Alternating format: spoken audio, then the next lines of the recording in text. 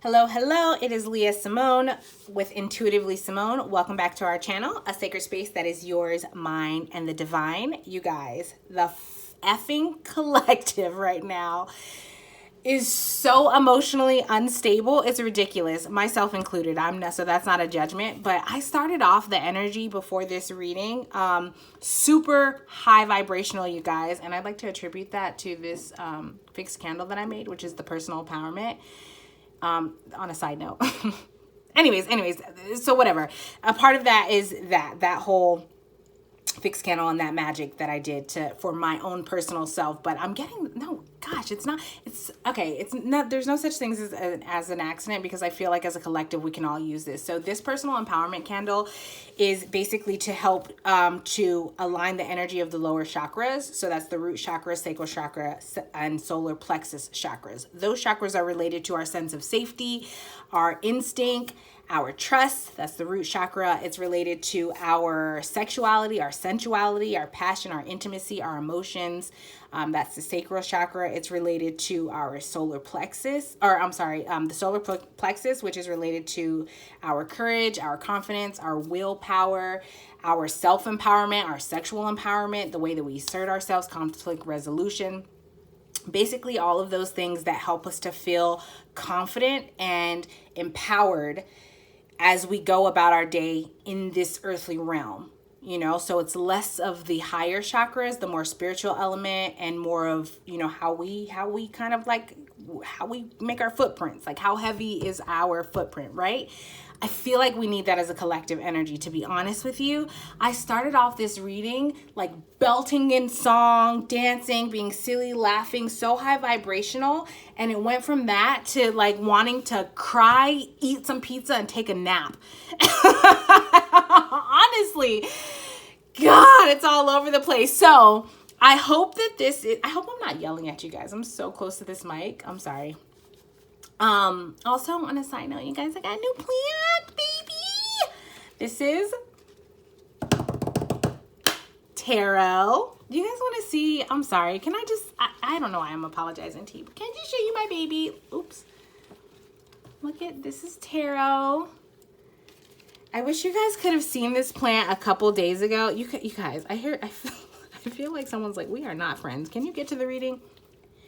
Yes, I will, after I'm done talking about tarot. So this is tarot. A couple of days ago, he was looking so limp, you guys. He was hurting. He was feeling the collective energy, just really droopy. And now he's like standing up, so upright. I don't know if you can see how, I want to say like stiff. How, what's the word I'm looking for? He's just up there. He's like asserting himself. Anyways, I'm hoping that this energy, that will be us. If I don't knock everything down first. Okay, so the reading for today, you guys, is, man, I shouldn't have taken tarot down because now I don't want to burn it. And I had it positioned so great. All right, anyways, the reading for today, you guys, is hopefully this will be a boost, and hopefully this will help like really just shift and move things along for you. So the question is, what area of self are you working on that you do not need to work on anymore because you've already mastered what you need to master, right? You've accomplished whatever it is that you need to accomplish when it comes to self, internal reflection, growth, healing, whatever that is. So hopefully this is going to be a bit of a confidence booster and really help to just kind of switch gears for you to move stagnant energy. I'm getting a lot of stagnant energy from the collective, or even energy that's unnecessarily put into areas of ourself or of our life that it's like, yo, move out of that. We've dealt with that already, right? So, okay. We have 4 piles. Pile 1, pile 2, pile 3, pile 4. So I will put the picture up and I'll see you at your reading. Hello, you guys. I've recorded all of the piles already, but I wanted to come back and give this disclaimer, which I'll probably put at the end of the intro. This reading did not quite turn out the way that I thought it was going to. I mean, it gave the message, but it came across more of like a hard truth. And I thought this was going to be a little bit more uplifting.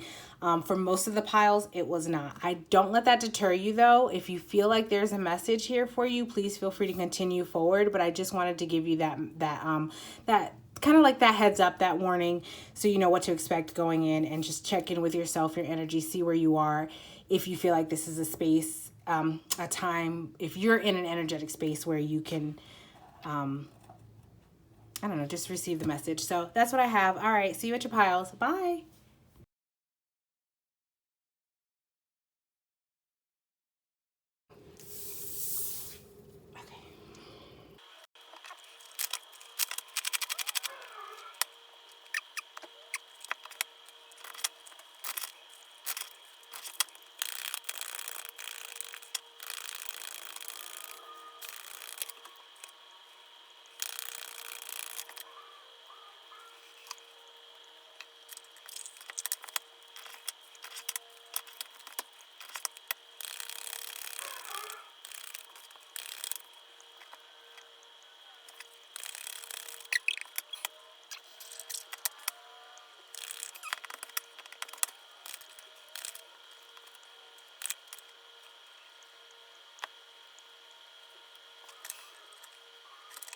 Pile number one, you were definitely a drug dealer in this lifetime. And if not in this lifetime, then you were a drug dealer in past lifetimes. And if not in past lifetimes, then you are absolutely a descendant of drug dealers or something. This is hardcore hustler mentality. And I'm not judging that. So please don't take it that way, or take it however you take it. But I'm not judging that. Let me be clear.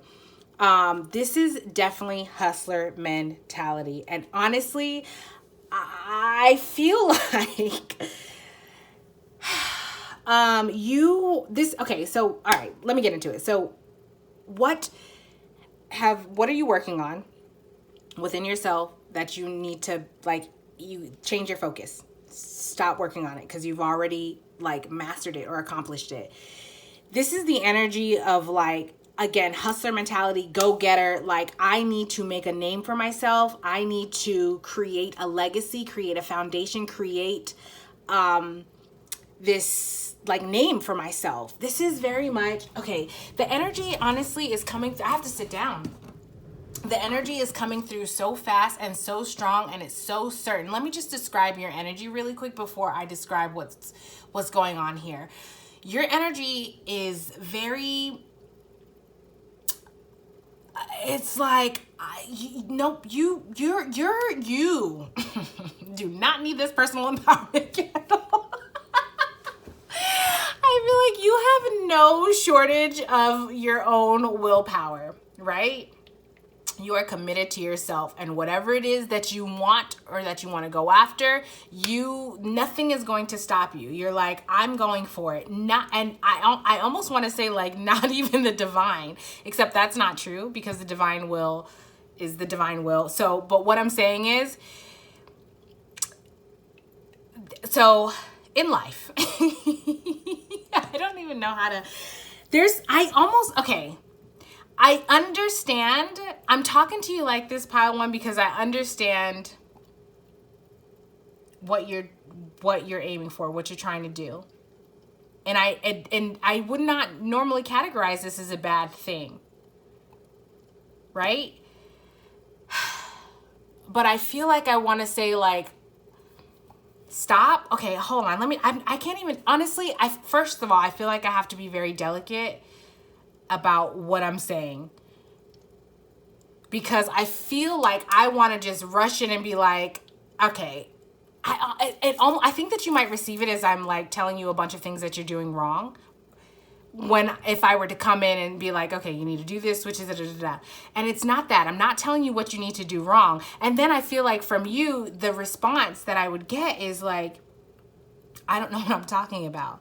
And it's not that I'm telling you what you're doing wrong or doing right. It's not even that. It's just that from the outside looking in, you're moving so fast and you are so dead set in your eyes on your own focus.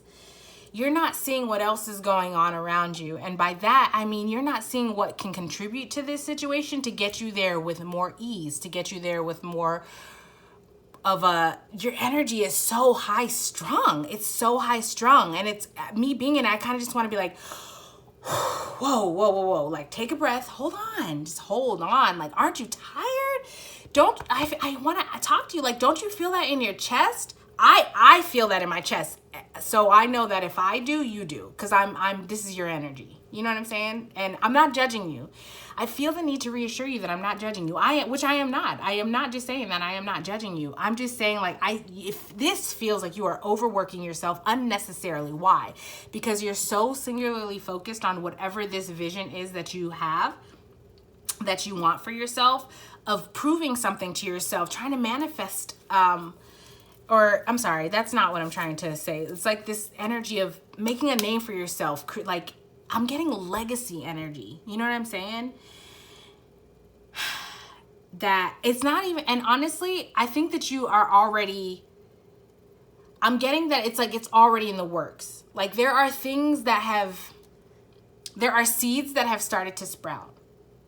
Right? And you're like, I'm seeing this all the way through to the end, which I dig, but it's like the way that you're moving and the speed at which you're moving, you're not seeing the things around you. So how can I put this in a metaphor, right? So, okay, let's say you have this garden, right? This is metaphor. And you're like planting your seeds and you're, starting to sprout out. You're starting to grow crops. And you're so focused on this garden that you don't see there are rabbits on the outside, you know what I mean? On the peripheral, that's like ready to hop in and come and eat your carrots. Or there's deer that's just right on the edge of the forest that's eyeing it out. And then instead of you like slowing down to take a look and say, okay, I need to build a fence, you're so focused on like, okay, now I need to water this. And then when I water, does it have enough temperature? Is there enough light? Okay, I need to get a heat lamp. So how can I make this grow faster? Like, you're so focused on that when you finally decide to go in and say, okay, let me go get this heat lamp, you come back out and you see your crops have been eaten. And so now you have to stop what you were doing to build this fence, and it's almost like the progress that you did make, you've backtracked now. You know what I mean? Because you're moving so fast. How can I describe this? You're moving so fast towards this one thing that you see, that you're not recognizing when your angels and your guides and your ancestors are throwing, like, I'm hearing alley-oop. Are you someone that plays basketball? I'm hearing alley-oop. It's like when someone's trying to throw you, I actually don't really know basketball terminology, honestly. So when someone throws you an alley-oop, is that when like someone passes you something so it's an easy shot?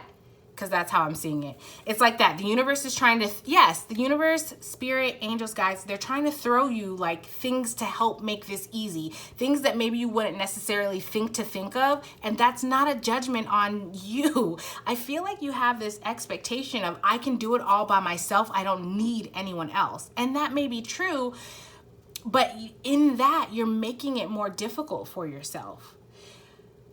Before I started recording this pile, I had a side message that came through as a bonus message that I'm going to put at the end. And sorry about that, pile one. My alarm went off. So I was saying there's a bonus message that's going to be at the end of this video, and that's totally for you. Please check that out, because that side message that was coming through connects so clearly to this one. Because this is like such independent, like, I don't need anyone. I can do it on my own. And I feel like there's this, like, I can do it on my own to prove something to someone. And okay, so what I'm getting from this card is like, what I heard before when I was shuffling was me versus me. Like, it's like you're constantly in competition with yourself. And I feel like you would, I feel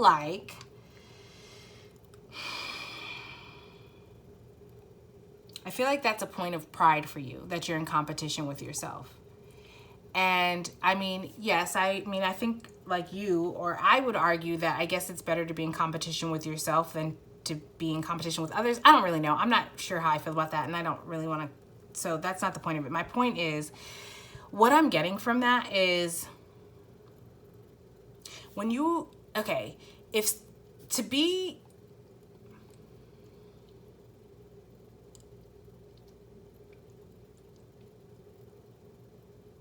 I feel like to constantly compete with yourself is like to constantly move the bar. And then to constantly move the bar is to constantly tell yourself that your accomplishments are not good enough. And then to constantly tell yourself that your accomplishments are not good enough is to constantly reaffirm to yourself that you are not good enough. To constantly reaffirm to yourself that you are not good enough constantly perpetuates this I need to go, get hustler mentality of I need to prove something to someone. Do you get what I'm saying?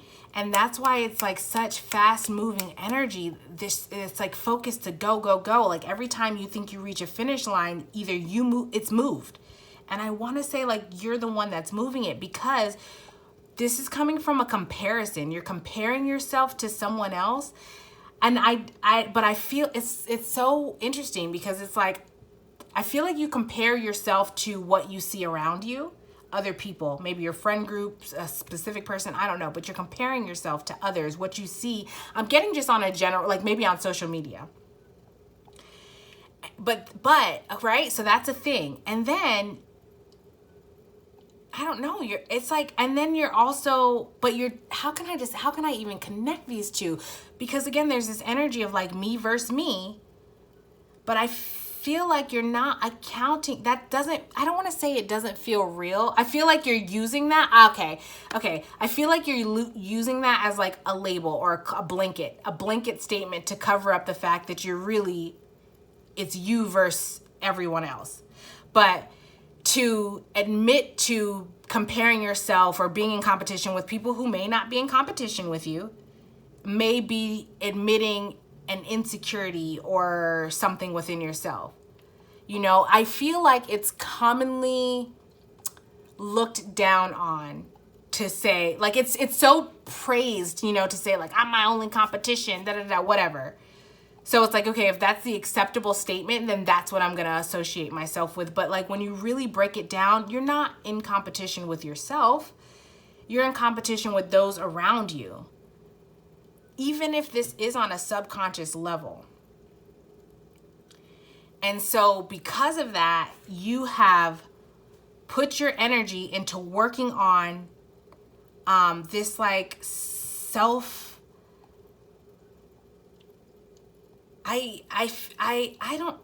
okay, so I want to say self-improvement.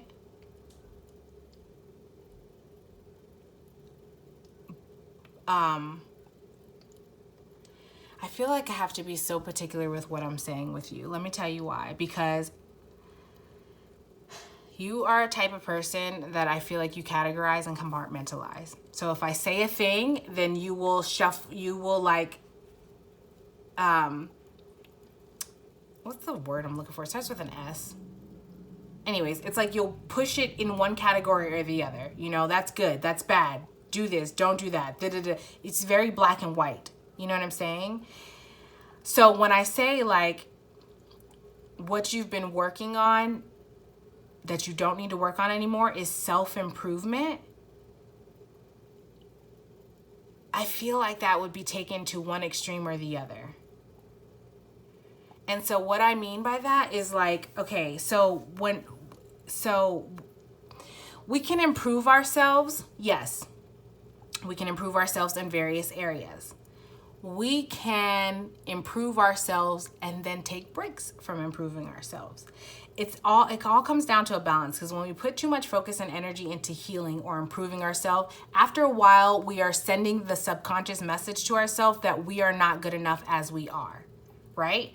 So when I say what you've been working on that you don't need to work on, please understand that I'm not saying this is a forever thing. This is like in this moment, in the energy that you're in, you've put a lot of focus into this thing, and we're going to get into the benefit of that. This isn't meant to be a bad message, but at this point it needs to, the but isn't for this isn't meant to be a this isn't meant to be a bad message, period.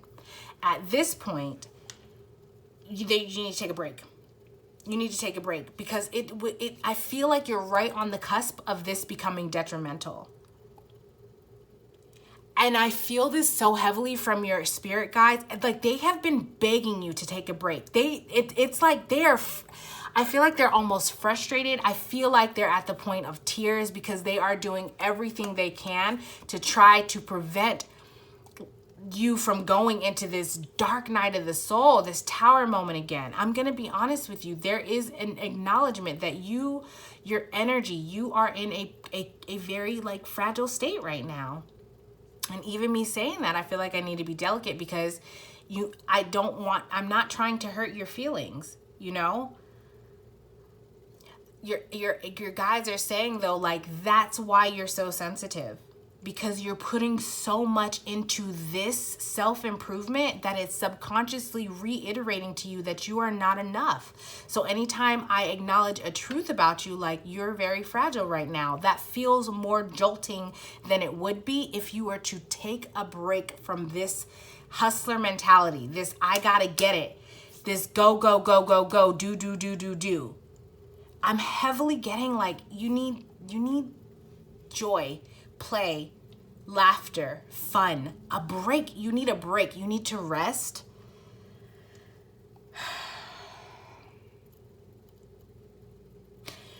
Like I feel like you know this. Well, I don't know. Let me not project, but I feel like you have sensed that you have gotten some kind of, I want to say like warning or sign or messaging from your guides in one way or the other, either directly through your own intuition or through the synchronistic things that happen around you, or through tarot messaging, through advice from others, something. You've been getting the message that you need to slow down, and you've been dismissing it and ignoring it because you feel like you have a goal. No one's going to tell you what you're going to get. I'm getting the messaging that maybe there was a goal that you had for yourself by a certain time in life and you've surpassed that. And now it's like you've taken that personally. And now you feel like no one can tell you. Like you have all the answers. You don't need anyone. No one can tell you. You're not trusting anybody. And it's like, oh my gosh,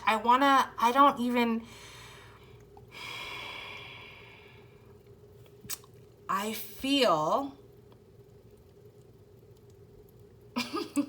honestly, I feel like if I was your friend, I wanted to like grab you and shake you and be like, ah, you know, not in a violent, aggressive, like hurtful way or anything. Just like, yeah, please, like, listen. Like that's the energy that I'm feeling right now. I'm pretty sure this is coming from your guides. They're not trying to be like aggressively violent or anything. Like they're not trying to, you know what I mean? It's just like I don't know. I feel like I want to like, the term I'm hearing is like shake some sense into you. Like you are so blinded by your own vision that you're not seeing help when it comes in. And I'm noticing all this purple, which is so like your crown chakra. Such divine wisdom, intuition, psychic connection. I feel like you know this, like you're heavily psychic. You know this, you feel this within you, and then you talk yourself out of it. And if you don't get it, you know someone that's psychic who's giving you this information. Even if that's like through tarot. Even if that's me. Even if I know you personally. And you might like pacify it to dismiss the conversation like, oh yeah, you know, let me say the things to end this conversation. But then you're like, hang up, and then, I don't know, you're over it. And you're like, well, back to my plan, you know? And like, I'm telling you, your guides, oh my gosh. At this point, honestly, I feel like it feels like their energy is like, well, fuck it then. Leave them to it. You know what I mean? Like, well, fuck it then. They are so adamant about their own will being carried out. Fuck it then. Oh my God, the energy is like, it's like, fuck it then. Oh, sorry, I'm cussing so much, you guys. But this is the energy that's coming through, honestly. It's like, all right, you think you know best? Fine. Have it your way. But then you're going to have to deal with the embarrassment of the I told you so moment. You know what I mean? Where you thought you knew best. And now not only did your shit not work out because you didn't heed the guidance of your angels, your spirit guides, your ancestors, the people that have been brought into your life to help kind of move you along that you've dismissed. It's like I feel like what I'm getting from this is like honestly, I'm getting this kind of, anyways, okay, let me just go off. It's like you've made it up in your, okay, sorry. Your guides are Am I being too aggressive? Hold on. I'm being stopped. I'm sorry, you guys.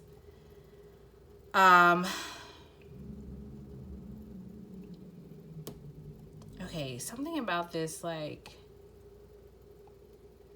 hustler mentality, this drug, this, I don't want to say, that's not going to apply for all of you guys about this whole drug dealer thing, but like this hustler mentality, yo, it's like,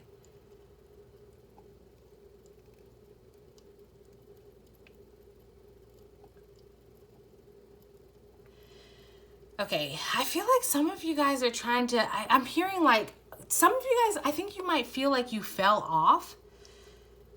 Something happened. There was a point in your life, I feel like you're trying to get back to a certain point in your life. Maybe there's a time frame in your life where you felt on top of the world, you had the status, you had all the things, you whatever. And maybe that was when you were dealing drugs. It came effortless and easy. Now maybe you're trying to do things in a different way.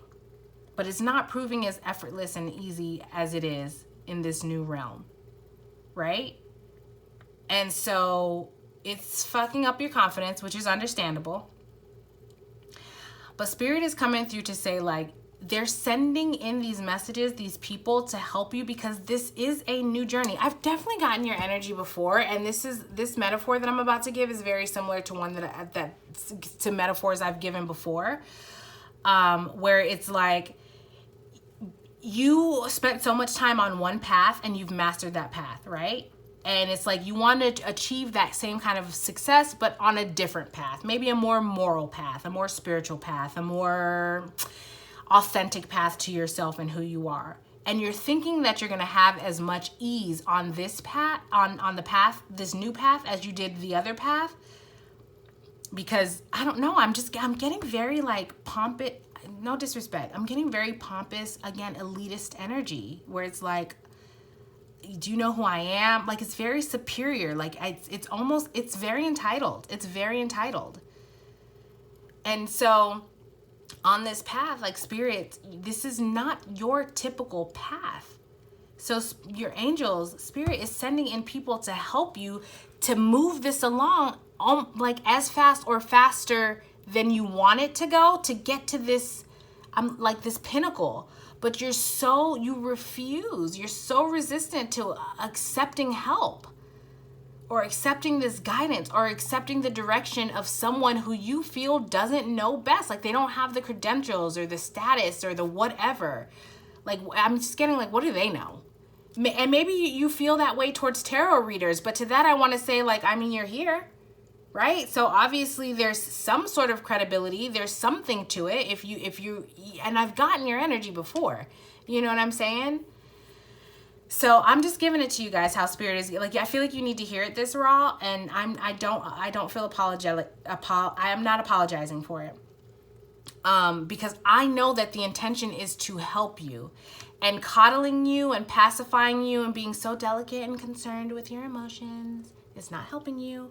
It's enabling you, it's patronizing you, and it's keeping you stuck in this entitlement, and that's not serving you. So to get back to this analogy about these two paths, right? So Spirit's setting you on this path, and they're sending all these people in, but you keep shooing them away. And Spirit's at the point where they're like, all right, hands off. You know what I'm saying? You think you can take this path on your own? Fine. You are inevitably going to go through a moment where you think you can go through this path and you get beat up and you get knocked down and you realize you haven't made any progress. And not only have you not made any progress, but you now are going to have to suffer the embarrassment of, fuck, they tried to tell me. And now I have to do it their way anyway, if I didn't miss that opportunity. Do you know what I'm saying? And that's the tower moment that Spirit is trying to prevent for you, where it's like, if you would just listen, we got you. Somebody here is so distrustful. I suddenly feel like I want to start sobbing.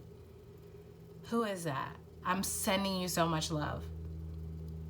I suddenly feel like I want to start sobbing. I feel like this is not an easy message for you to hear. Someone legitimately has trust issues, and there's a reason for it. Like, it's legit. It's legit why you would have trust issues. So I'm not dismissing that or judging that. You know what I mean? Like, I'm not saying that like, oh my God, this person has trust issues. Like, can they grow up? I'm not at all saying that. Like, I'm hardcore sensing that these trust issues are deep and they are from an experience. And I don't at all want to invalidate that. There is totally a reason why you have trust issues, and like, you should. But the message on the that's coming through is like, okay, it's this. These are your angels. These are your guides, divinely appointed to you in alignment with the highest love and good of all, in accordance with divine will. That means that these guides, these angels, these angelic spirit beings, even past loved ones for some of you guys, they are not sitting around trying to usher you in directions that's going to be for your detriment. And I feel like some of you guys are blaming these bad things that happen in your life, and by that I mean like in recent times, maybe in the last year or two, on these angels. Like, oh, they haven't looked out for me or whatever. And what they're saying is like, you have free will. So when we say choose path A and you give us the finger and say we don't trust you, or I'm sorry, when you give, they say, okay, let me go back. It's like, this is your spirit guides. Like, when they say choose path A and you give them the finger and you're like, I don't trust you, I'm choosing path B. You choosing path B is you choosing your karma.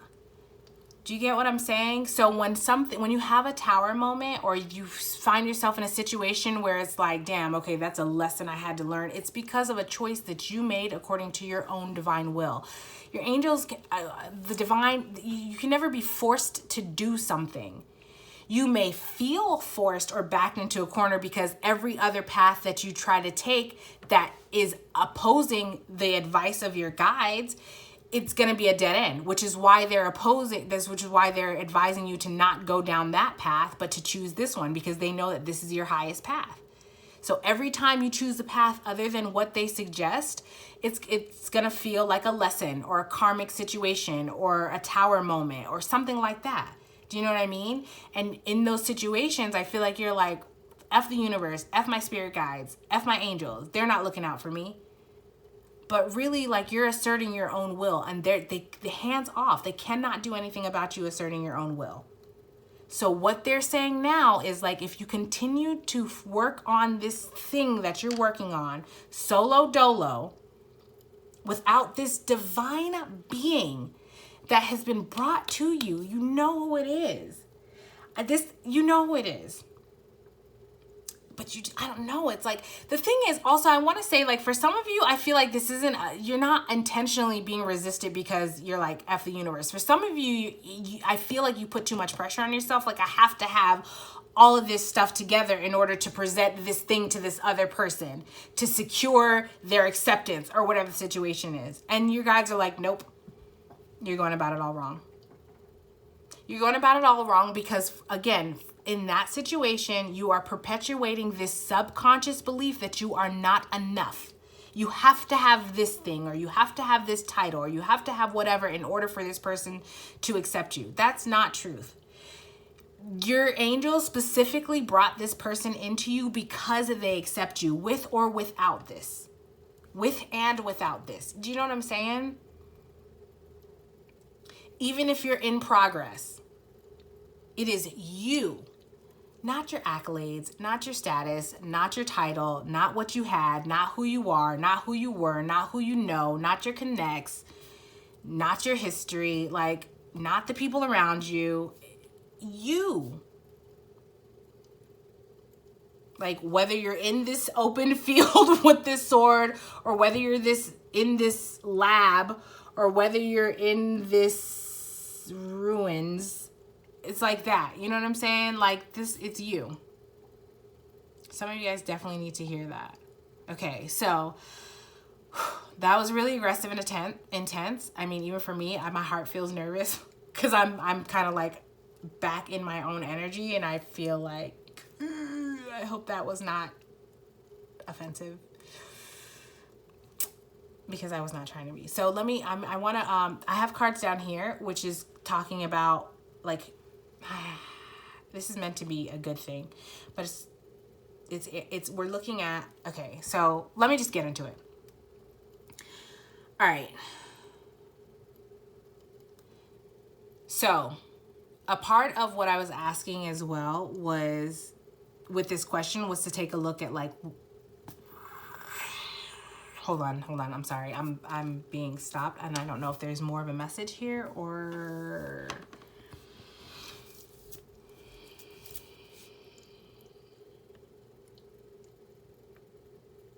Okay, so I think that I have, someone here is pissed or triggered. Okay, someone's here is triggered, right? All right, I dig it, I understand, and I feel how you feel. I'm not here to say one thing or the other. I'd like to ask you to be aware of your energy and your thoughts right now towards me and this channel, because I'm getting a lot of like evil eye energy. And I don't know if that's intentional or not, but I just like to remind you that I'm the messenger. I don't think I know you personally. So please don't take this as a personal attack from me. Take it up with your angels. If I do know you personally, then I feel like you know me well enough to know that I'm not a malintended person. I am a person of truth. And I'm a channel. You know what I'm saying? So I would appreciate if this is a lot and this is intense and you need to tap out before continuing, respect. You know, I dig it. If you decide to unsubscribe because, you know, hard truths is not a thing that you're able to manage in your energy at this moment, respect.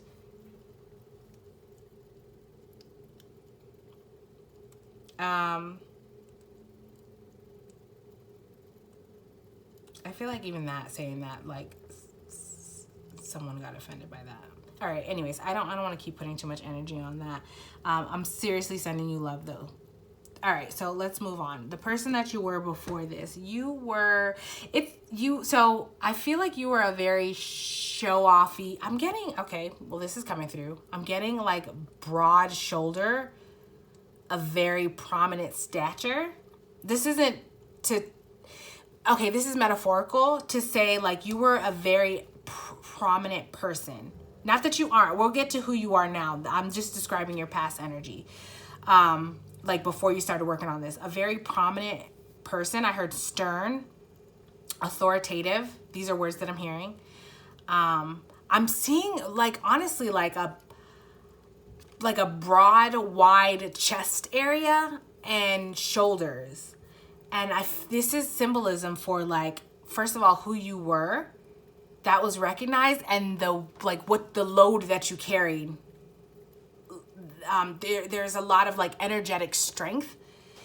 This may not be depicted in your physical body, but it's like your I heard power. I was gonna say your stature, but I heard your power was so prominent, and it's like you carried a lot. You were the go-to person.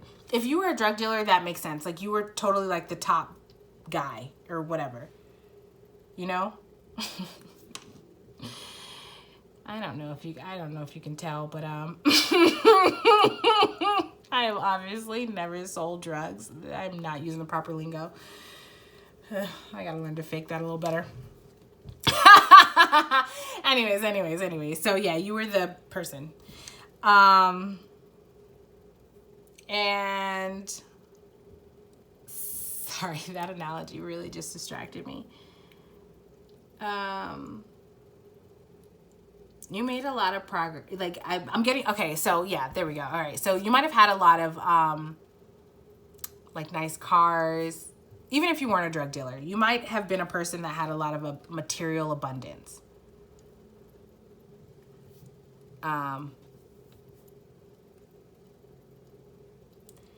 You were a person that ate well. Again, this isn't to say you're not that person now. I'm just describing like the change, the growth through this process. So I'm getting that in the past, you were also a person that was looked highly upon, and you were it's like you were proud of that. You were very proud and stubborn. and kind of it's like that was your, I almost want to say show offy, but not in, it was not overt. It's like this subtle show off. You know what I mean? Like, okay, this is what's coming through. Let's say you got a new earring or something, or like a new bracelet, right? And you were hanging out with friends or whatever. It's like you would be, okay, here's what's coming through. Let's say you got married or you have a new ring, right? And you're like out with the friends and you're talking. You might suddenly like use your hands a lot or just kind of like make it visible. It wasn't like, yo, look at my new ring, or like, oh my God, you guys look at my new ring, or what. It wasn't like that. It was just, do you get what I'm saying? It was kind of like this subtle show off, or like maybe you had on a nice new outfit and I don't know. It's like you made plans to hang out, and maybe it's like you made plans to hang out with your friends at a place where you guys are normally pretty chill and casual. But on this one particular instance, like you kind of did yourself up. And it's like kind of show offy. And then, and then the response that you would get from that, like, all right, homie, I see you. You know what I mean? Like you got your pride and your confidence from that. On top of the other things, right? Okay, so there's that part. We're going to get to who you are now, but we're going to take a look at what you have gained and what you have lost. So in this process of self-reflection, we're going to call that, what you've been working on within yourself, what you have gained is, so first of all, like this creative spark. It's like okay, what I'm getting is you got your war wounds. That's a good way of saying it. Like these battle wounds where it's like you've gained this wisdom and this knowledge, but you had to go through it. You had to experience some shit in order to see, because again, before I was getting this energy, and even now, honestly, like this I know best kind of thing. And it's like the universe had to like knock you around a little bit and show you how you do not know best. And so because of that, you've gained this level of wisdom and experience, and I want to say respect towards the other. You get what I mean by that? By that I mean like, if you strike me as a person that I heard conglomerate, like you have a group of people that you identify with. This is your conglomerate, and you didn't really move so much outside of that conglomerate. You might have acknowledged and kind of like, yeah, how you doing, whatever, but like you're not associating, or you didn't go out of your way to make conversation or accept or whatever. You maybe kind of compartmentalize and categorize people and whatever if they were not in your conglomerate, right? So now I feel like you have a respect for people that come to you that's not in your typical conglomerate. They have a different perspective or a different way of being or a different life experience or whatever. It's like you have a respect for what they might have to offer.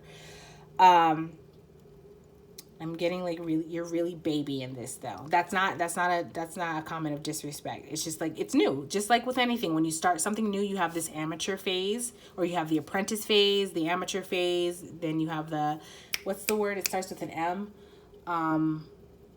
Whatever, you get what I'm saying. It's levels to this shit, right? So you're like at baby phase, or maybe you're at the, what's the M one?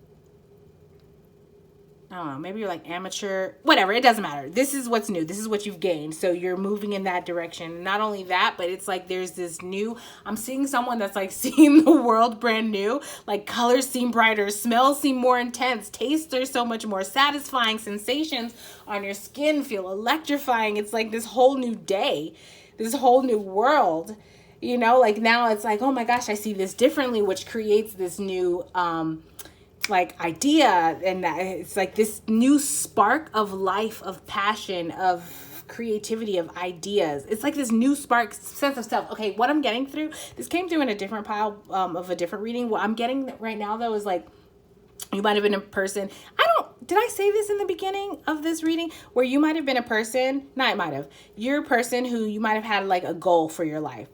Okay, so it's like by this certain time in your life, you're going to accomplish this kind of thing, right? And that was like the finish line. That was the end. And then you're just going to kind of coast from then until death, basically. Do what you want to do, right?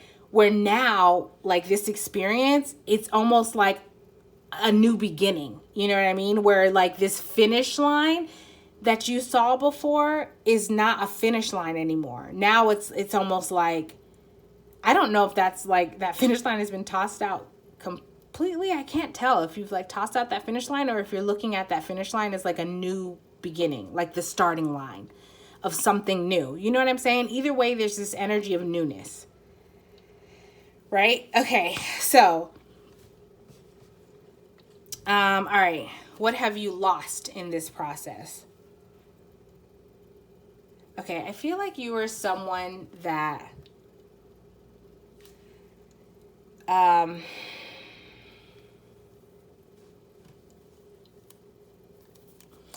think you might have been like unnecessarily defensive. Oh yeah, because I was getting earlier that you were not a person that like trusts people. So I'm getting that like what you lost was this defensive demeanor. And if it's not entirely, I don't know why I feel like I need to like be calm and whisper and like I need to like say this softly. Like I feel like I need to say this so I don't trigger you. I don't know why, but it's like I feel like what you've lost is this, I don't know. I feel like I don't want to say it. It's not bad. So I'm struggling to understand why I shouldn't say it. But there's like this, I don't know. I feel like if I say, oh, okay. I feel like if I say this to you, maybe you might feel judged or like people are looking at you. Like who even are you? All right. There's this like toughness, this exterior defensive, it's not defensiveness, it's like this exterior protection mechanism that's like a fucking stone wall, honestly. And I don't know if that's where you got your sense of power from, because now I'm seeing like that broad shoulder, wide, you know, that whole metaphor that I was describing. I'm seeing that again. So I don't know if that's where you got your sense of power, but it's almost like that has been softened, lessened. I'm honestly really getting the energy of like judgment, and I don't, oh, maybe what you've lost. Okay. I feel like maybe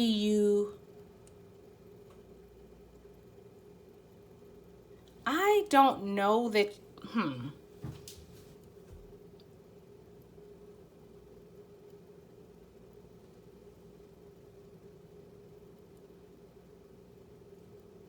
Oh, okay. I got you. So I feel like what you've lost were this conglomerate of people that have been, that were like, they put you unnecessarily on defense. Maybe they were judgmental. I'm getting a lot of judgmental on it. Like fake friends, I'm getting.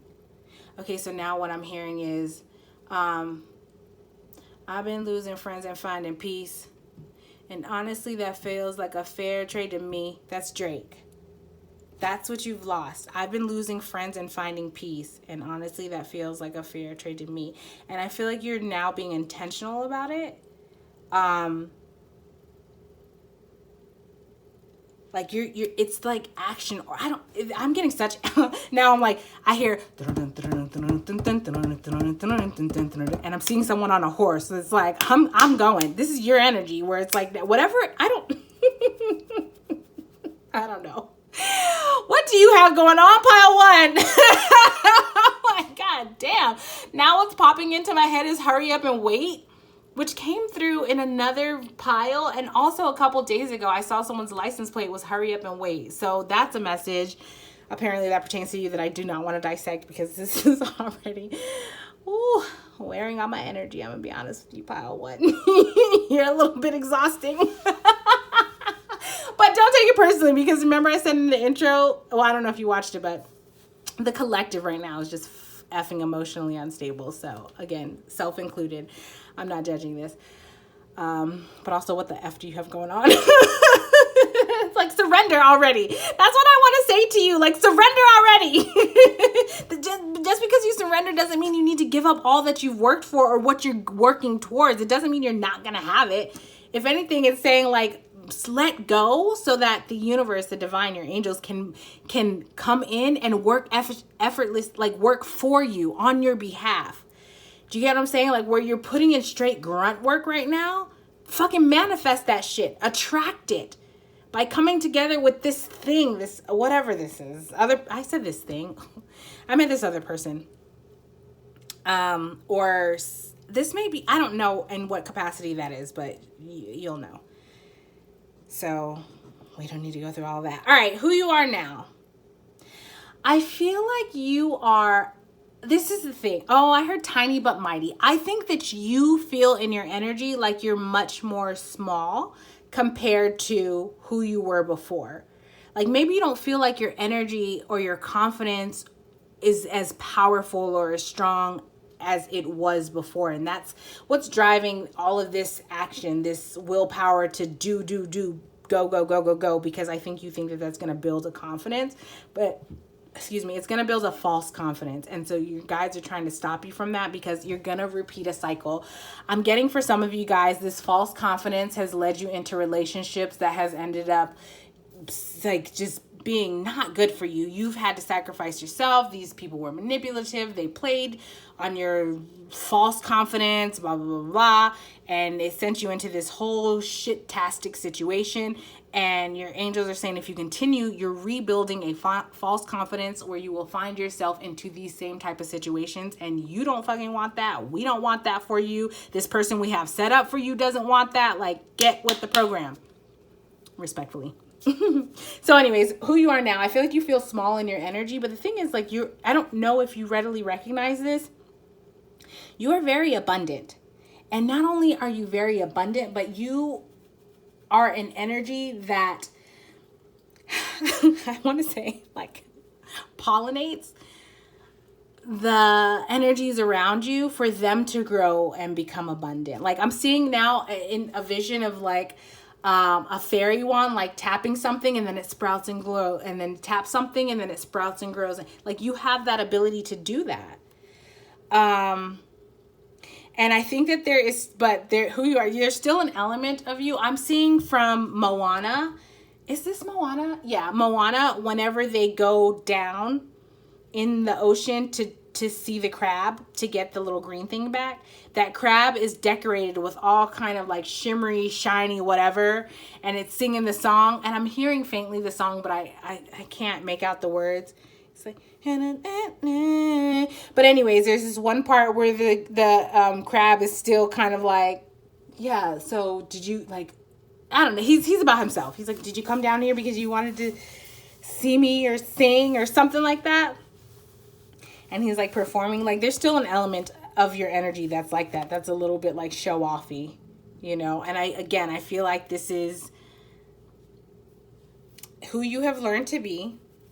And we don't heal these wounds overnight. You know what I mean? And for me, I've found that sometimes it's better to focus on healing one area, like one wound, instead of trying to manage a whole bunch of wounds, because then I'm not putting in enough energy into any of the wounds for them to start to heal. Do you get what I'm saying? Instead of like, all right, let's focus our energy in this one, and then when we start to see this one is like callousing over and healing and nothing else can get inside of it or whatever, then we move to the next one instead of like, let me rush over here, rush over there, and rush, oh, this one popped and this band-aid broke, and then you're just doing like damage control. That's not actually healing.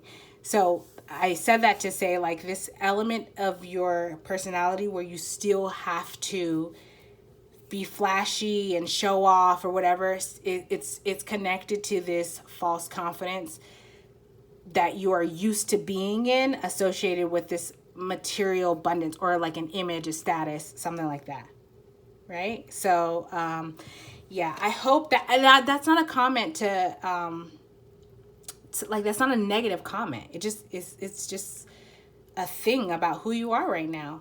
It's just an awareness to have about yourself. This, you know what I mean? So I feel like I want to say, because I think someone might, I feel like someone, I don't know. I don't know if that, okay, I don't, let me just not make that a thing. Anyways, that's what I am getting for who you are now. So if you want to know what you should be focusing on instead, I have recently uploaded a video that is just that, where you should be focusing your energy in order for you to move forward. And it's literally, I believe, the video that was posted right before this or two before this. I'm not really sure. So let's just get one of these cards to leave you off here. Just like a, I don't know, reminder or something. Something uplifting, hopefully. Just kind of remind you who you are. Help you to restabilize yourself. Okay? I feel like I want to take it. Okay, you got 3 apparently. Ha! You have the horse again. Okay, so it says, find the balance between instinctive and tame. Wait a minute. Find the balance between instinctive and tame part of your personality. I feel like there's a "the" that's missing, but it's all good. Okay. There we go. Find the balance between the instinctive and tamed part of your personality. Okay.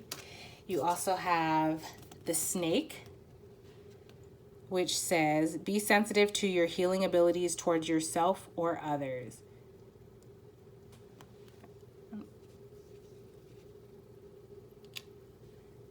And then I think this one wanted to flip over.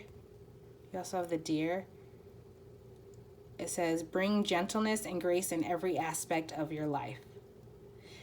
I totally get that. From this, I just feel like it summarizes everything. Remember in the beginning when I was like, you need to take a break from this and rest and like do something fun? I'm getting that from that. Find the balance between instinctive and tame part of your personality. And then also when I was saying like there's this sensitivity that can happen sometimes when we over focus on healing, then it kind of becomes that like perpetuating subconscious of like, I'm wrong or I'm doing bad or I need to fix this. It's like, be sensitive to your healing ability. No, not that one. Bring gentleness and grace in every aspect of your life. Like that.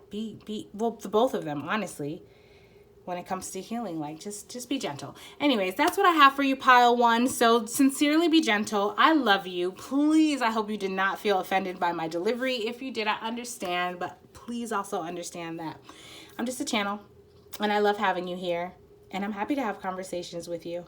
So if you enjoyed this video and this was helpful in how you want to move forward in your direction, please feel free to like, comment, and subscribe.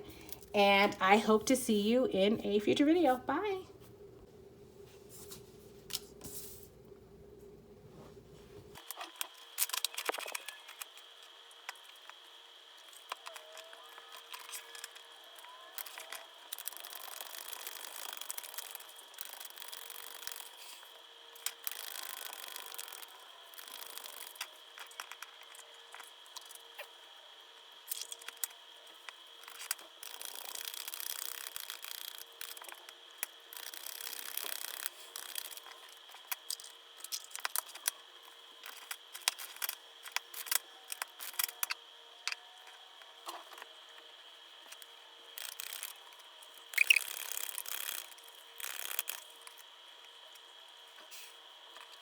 Hi, pile 2. Okay, so honestly, this spread is giving me missed opportunity 100,010%.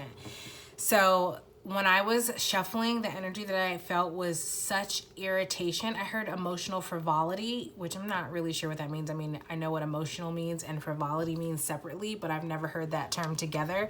So I don't know if that's a real thing. Maybe look that up. But I heard emotional frivolity. My energy felt so irritated. Like I didn't want to hear anything. I didn't want to make a decision. I didn't want to do, I felt like I just heard disgusted. This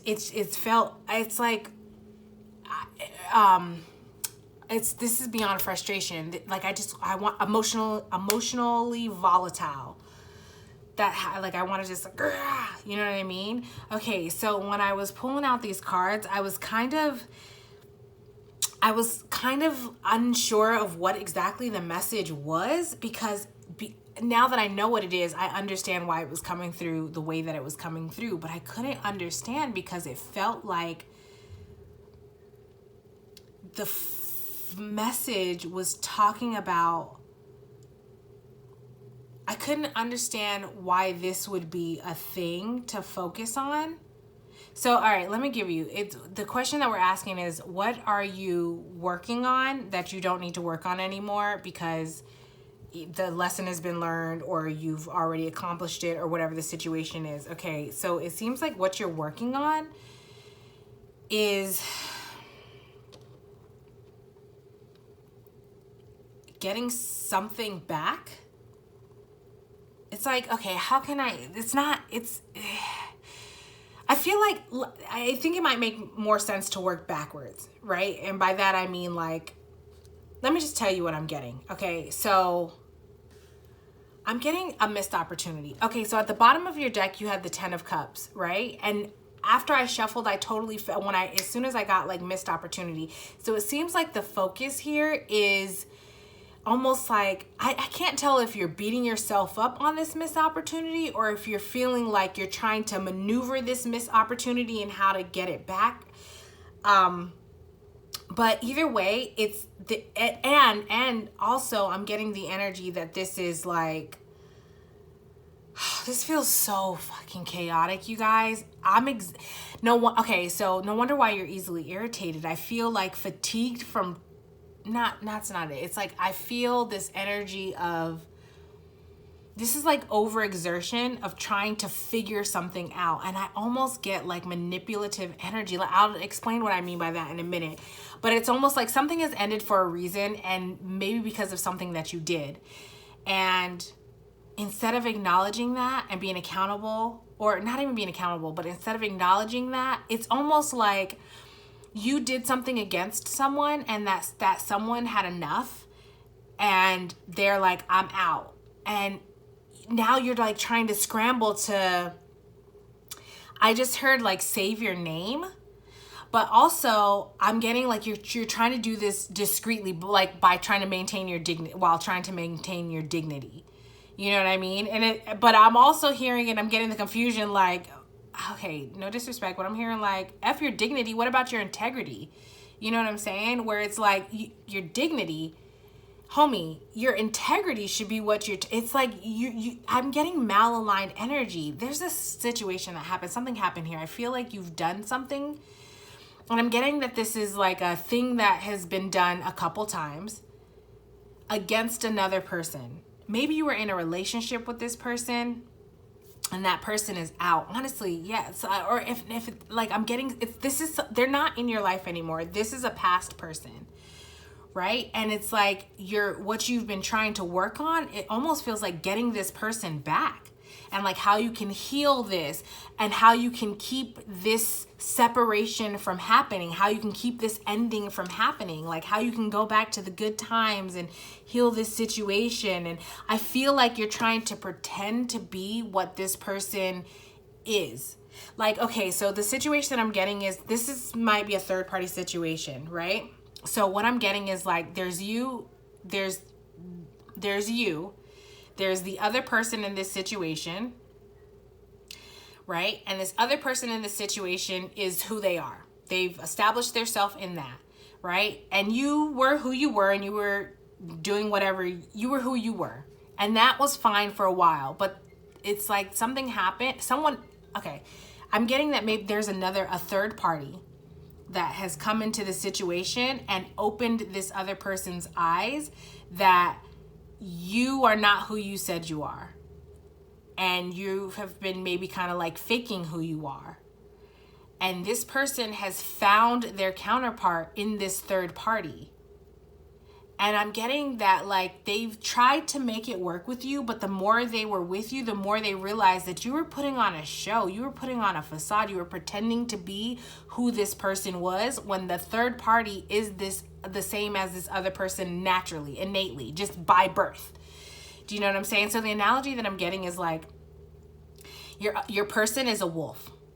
The third party is also a wolf. And you were a sheep in wolf's clothing. Do you get what I'm saying? And so like this person is recognizing that you were a sheep in wolf clothing. And so now that that person has decided to leave to do whatever they did, whether I'm not even, that's as far as I'm getting from that story. As far as like whether they got with a third party or not, or whatever that situation is, like that, nothing else is coming through about that. I don't know, because that's not the focus. It's you. But you've recognized that this person is left. And I feel like there's an element here where you're not sure where this person has went. The number 40 is standing out to me hardcore. So you might be in your 40s, or something about 40 might be significant. I'm getting like 40. There's a pivotal. Is somebody turning 40? There's like I'm getting like a change, a life change, a pivotal moment. Something about the age of 40. Maybe you were trying to hang. Okay, this is what's coming through, you guys. I don't know if you were in a marriage and something about the age 40, like when the person that you were with turned 40 or something, they were going to receive something, like maybe some sort of inheritance or something, and you're trying not to miss out on that. I'm also seeing the scene from what is that movie called, Jane, or that show Jane the Virgin, where Petra is like, I'm just trying to ride out this wedding or this marriage for so many years, because after so many years, when we get a divorce, then I'm entitled to this amount of money. That's your energy is coming through like that.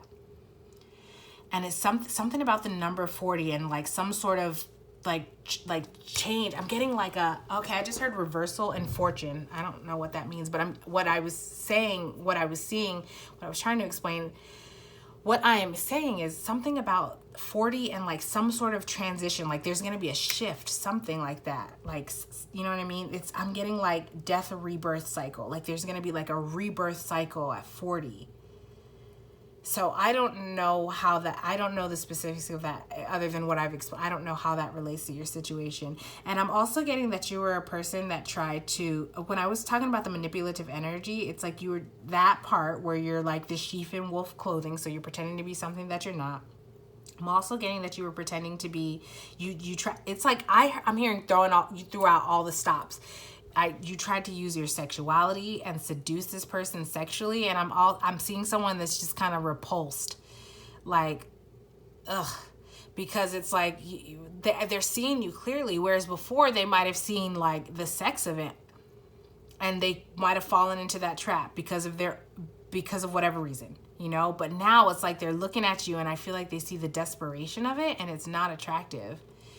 And I feel like this other person is almost kind of like, oh, I can't believe I fell for that.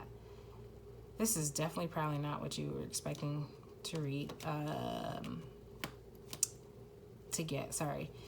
I have definitely gotten your energy here before. But okay, so anyways, so the other thing that I was getting is like, there's this focus of so what you've been working on is like, how do I describe this? Like tactics of trying to, it's just manipulation. It's like you've been working on, I want to say,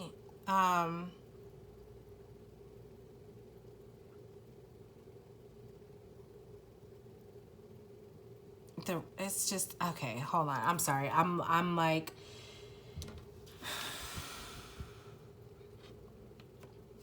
I want to say the things, but I don't want to be an asshole. This is definitely like I mean, I don't know. I don't want to be an asshole, honestly. But I feel, okay.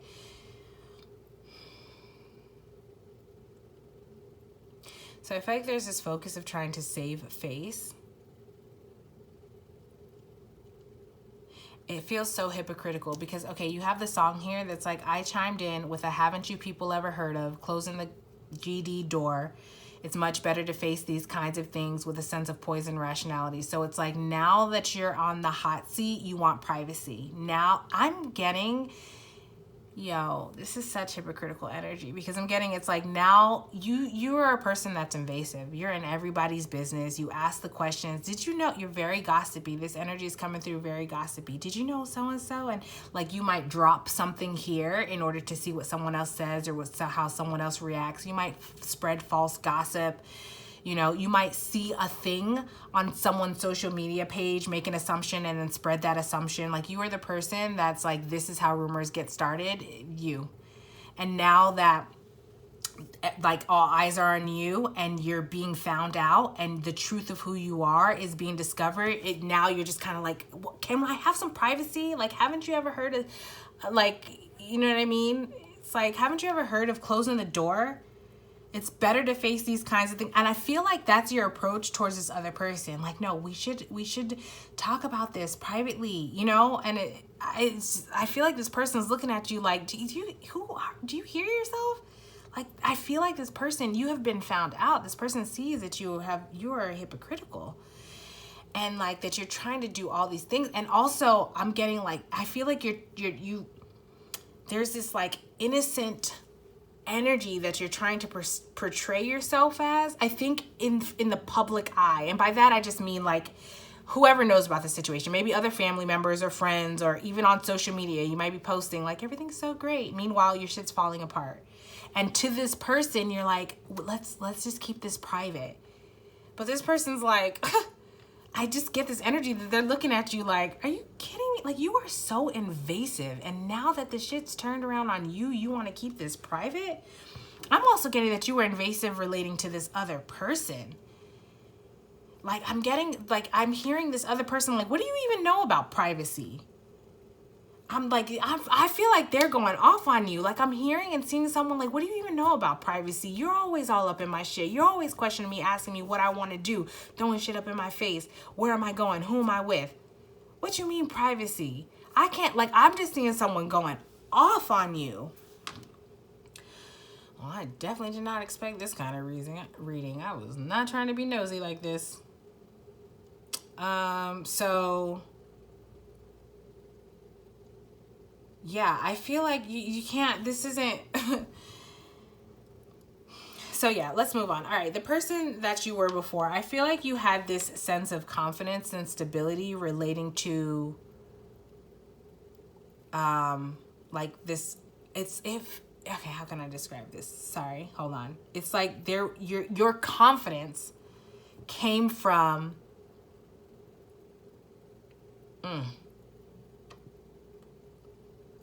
Your confidence came from, honestly, being like sexual manipulation. So your sex.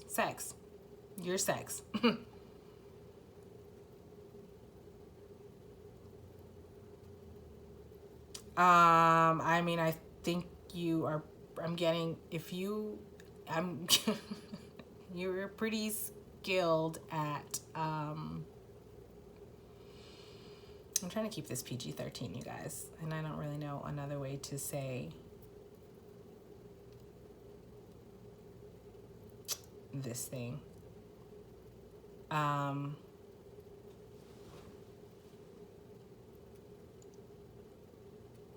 So I feel like that was a thing that kind of kept this person coming back. I don't know. I'm just getting, this is such manipulative ass energy. Like, I feel like you built your confidence and your stability on power dynamics, like holding stuff over someone, and maybe in a sexual manner. Maybe you participated in sexual acts with this other person and it was like between you two. And then now you're like trying to use that as a manipulative tactic, like, you know, I did this thing. I'm like, what would so-and-so say if they knew, or whatever, you know what I mean? Like, that's how you were able to maintain this relationship, which shame on you, pile two. Like, come on, if that's what you have to do to maintain a relationship,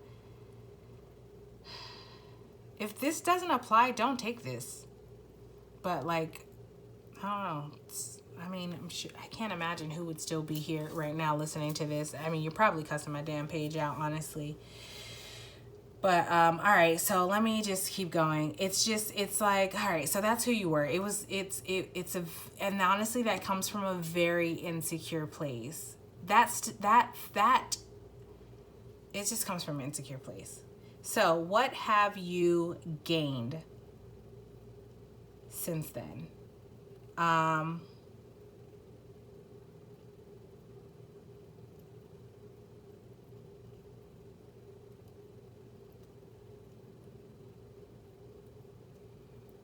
honestly. Oh God, it's always one of these piles. What you have gained is, I don't know, I wouldn't really consider it a gain, honestly, because what I'm getting is like this torment over this.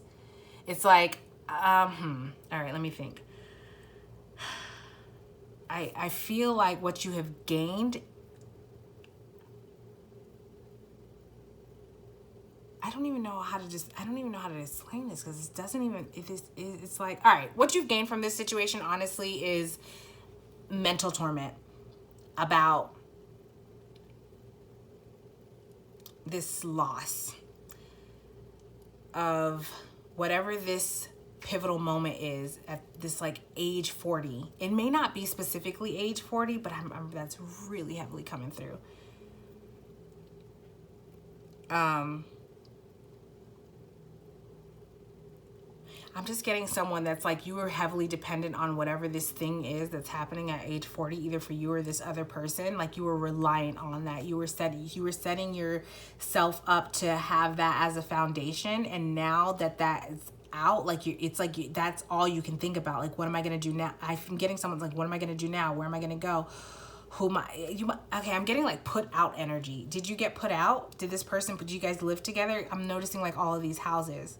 Maybe you're not sure where you're going to live, or where you're going to sleep. I'm noticing like these little bit. Do you have kids? I don't know. It's very put out energy. I feel like I just heard set for life. Like I feel like you had this mentality that you were set for life.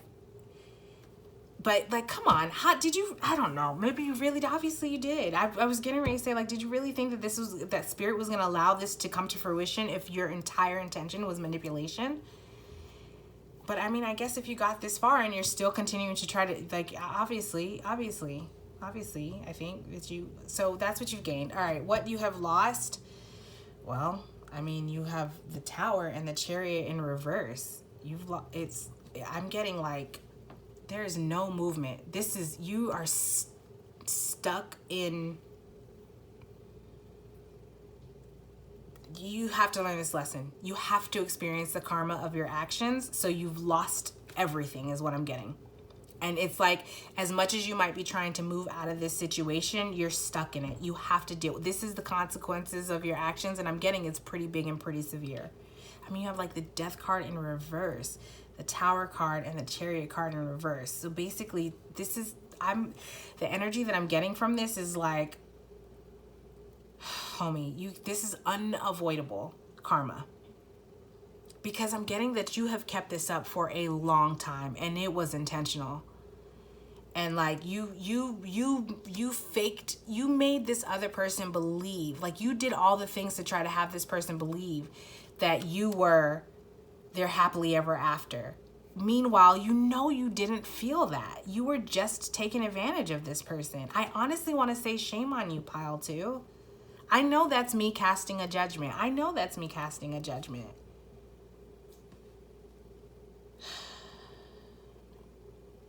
So this is definitely due karma. All right. I'm also getting that you might be experiencing, like, you might be dealing with like nightmares, unable to sleep, like psychic attacks, I guess nightmares. Like, I almost want to say like hallucinations. I'm getting that someone might be like trying to medicate themselves to, like, maybe you might be trying to take sleeping pills or something because you're having a hard time dealing with this.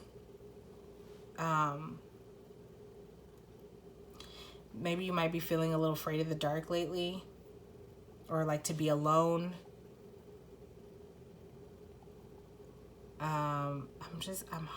This is, you might be medicating to try to escape like this. I'm just seeing someone trying to run away from their self by like any means necessary is what I just heard. So I feel like you are in, I don't know, like where you are now. I feel like there is a facade, like around other people. I feel like you do your best, or I don't know, because I feel like people are seeing you so clearly. So it's almost like okay, I just heard like the act is up, the gig is up. Like it's like you're trying to fool these people that you're so happy and so pleasant and so great to be around and you're fun and you like this person. It's like you're trying to pretend. Like it's almost like whatever this person is saying about you or whatever anyone has observed about you. Maybe you're assuming this person is talking about you, but you're trying to present an image that like if anybody were to say something against your character, which is the truth, that they wouldn't. But this is giving me such narcissistic flying monkey energy, honestly. Like you're trying to round up your troops to like, no, this person's crazy, I would never do that, like, you know me, you know what I mean? Like, but it's like that's fake. Meanwhile, that's like the facade. But then when no one's around, you're like tormented and isolated, and it's like almost like you can't even see straight or think. It's just, oh, good God.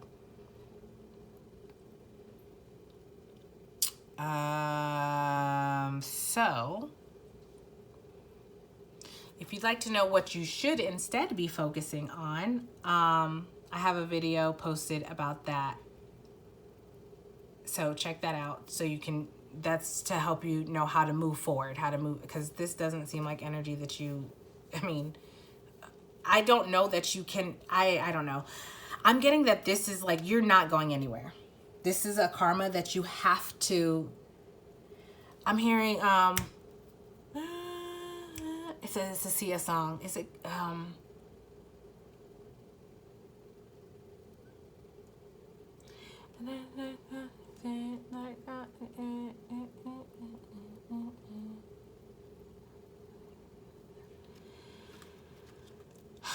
I cannot think of the name, and I feel like I can't even think of the words. Honestly, I just hear the melody of it.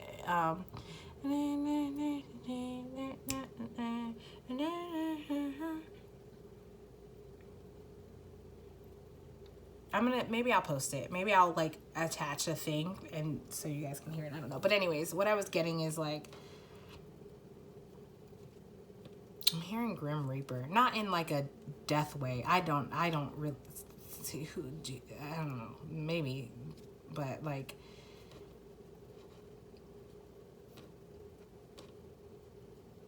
what I mean by that is like the whole karma aspect of it, where it's like, all right, it's time to reap what you sow, which is wild because I was having a conversation about that earlier today. So like explain it. Anyways, it doesn't matter. My point is, it's like, yeah, that's the energy. So what I was saying, the reason why I explained that is because I was saying I have another video to help you which just explains like how you can move forward on your path, like what, but I don't know.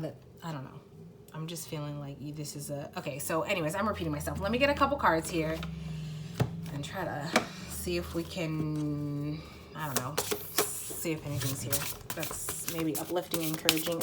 I was sitting down and I felt like I don't actually even know if the volume of that is going to be loud enough for you to hear because I was not close to the mic, so I hope so. All right. Triquetra, which is wild because when I was shuffling earlier, I saw this and like in my third eye, I saw tequila, and I was getting the energy of someone that was like, I thought one of these piles, it was crazy because when this came through, I was like, tequila? Is that like, I was just kind of confused because in my logic mind, I thought that the message was going to be like, oh, you're focusing too much on, not drinking alcohol, for me, I'm like, why would anyone want to not focus on, anyways, but yeah, okay, so I said that to say that, I'm sorry, you guys, I know my energy is all over the place, and I feel like this is because I'm tapping into yours. I feel like you have easily irritated, no sense of direction, not making any, just so discombobulated, like thrown off. This is hardcore, this energy.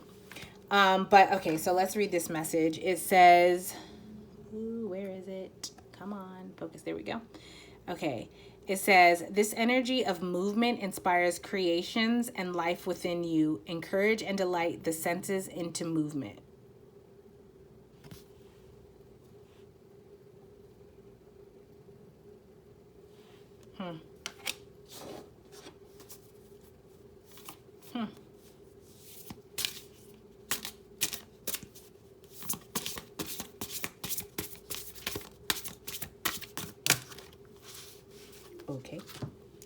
entirely too many.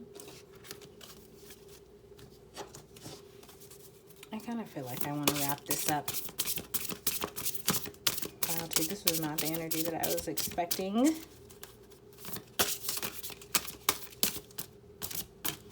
All right, let's see if we'll get another one. If not, okay, that's the one. All right, dear. It says, bring gentleness. Okay, hold on. Let me get it to focus. Come on, guy. Come on, guy. Nope. Okay, well, then I'll just read it to you. So it says, bring gentleness and grace in every aspect of your life.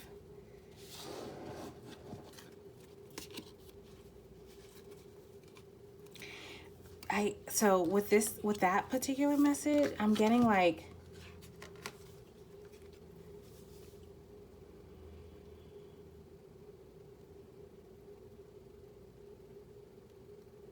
I'm just getting the energy of like, you know what you did. So instead of trying to like defend your name or bash someone else or make yourself look better, I honestly kind of feel like, what's the point of even saying this? Because I just don't feel like you are in the space or the energy to really make change. Like, you've been forced in this position to begin with, so I just don't know that you're there yet.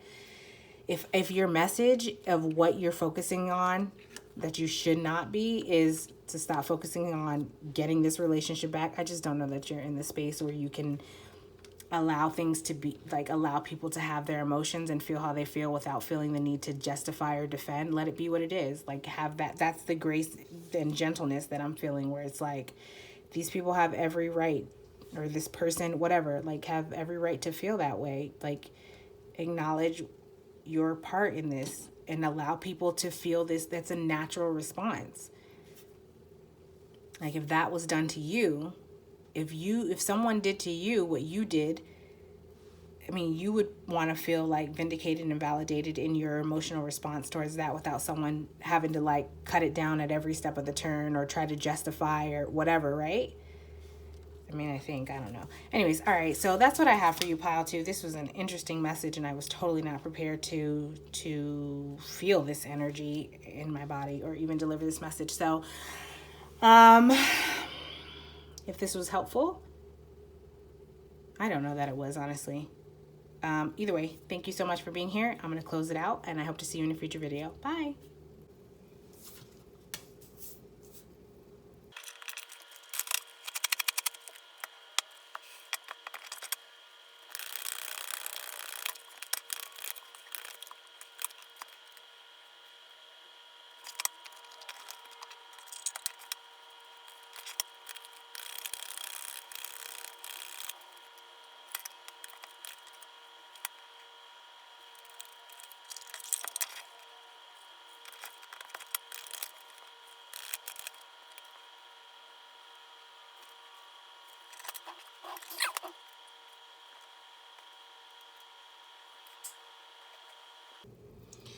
Pile 3.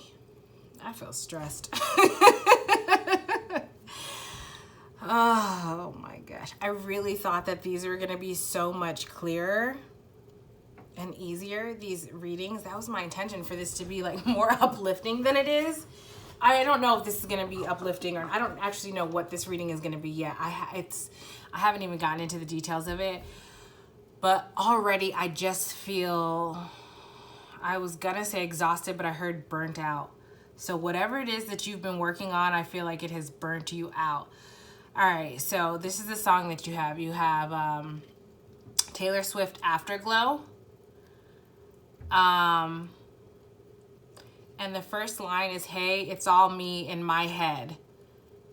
I feel like that's what is being highlighted from this song and in this message.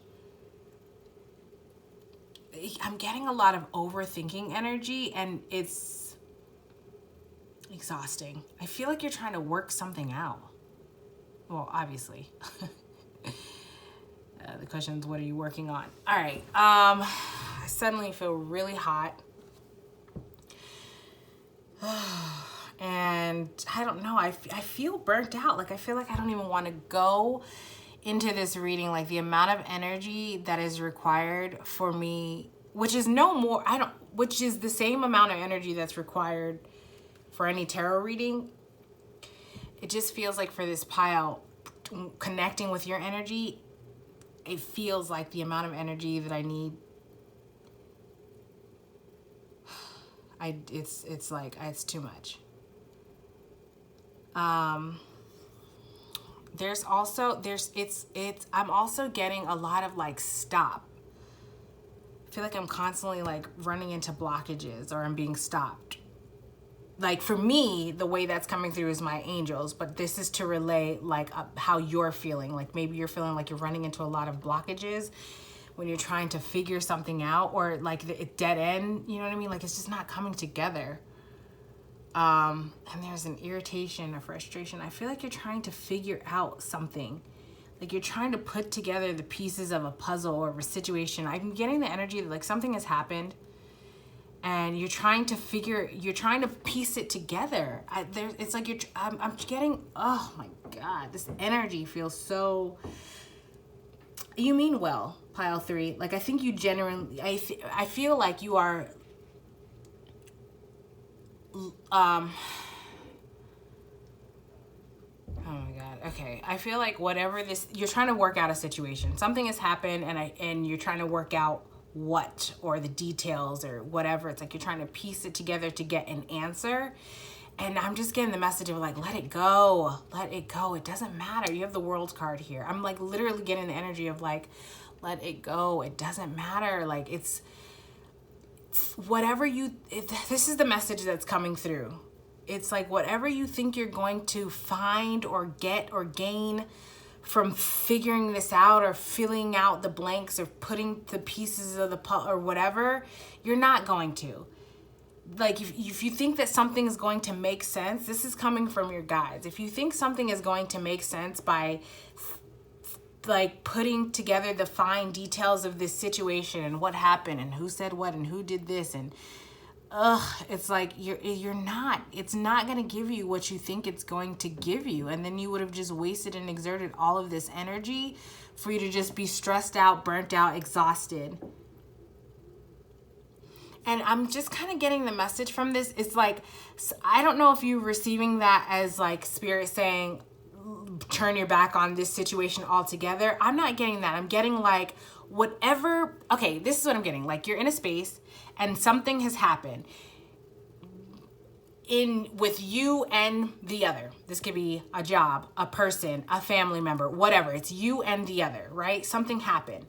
And I feel like between the he said, she said, I don't even know if he's actually, I take that back. It's no he said, she said. It's just from your perspective, I feel like there were a lot of unanswered questions or missing puzzle pieces, and you've been trying to like fill them in and plug in the holes, and it's exhausting you. And Spirit's not saying you need to walk away from this entire situation if that's not something that you want, but walk away from trying to piece together this puzzle. If it's meant to unfold, it will unfold, but like whatever you have pieced together or figured out thus far about this situation from working on this, that's it. That's all you need. That's all you need to understand. It's like, so the message is coming through is like, we're entering into a new chapter now, and you're holding yourself back by continuing to look at the like details and the fine print and the vocabulary of this previous chapter. I'm referencing a book, by the way. Do you get what I'm saying? So it's like, and this is, I'm getting like very head energy. This is happening in your head. Gosh, this is, so yeah, that's what you've been working on, figuring this thing out, figuring out the details of this. And I feel like almost like it's like, what does this mean? Or what do I do? It's I don't know. I feel like okay, God, how can I make sense of this? I don't know what, I keep wanting to say, like, I don't know what you think you're going to get by piecing this together. Because I don't think that you're looking for like a vindication or to point blame or to say you did this wrong or whatever. I think that you're truly looking to understand how to move forward. But Spirit's saying like, you can't figure out how to move forward by looking backwards. Do you know what I'm saying? So if you're trying to figure out how to move forward by looking backwards at the situation and piecing together, It's not that moment, that situation, it has passed. It's irrelevant to now. Like it's whatever it's not, oh my God, what I'm seeing is, I don't know why I'm getting so irritated trying to describe this, because I feel like that's your energy.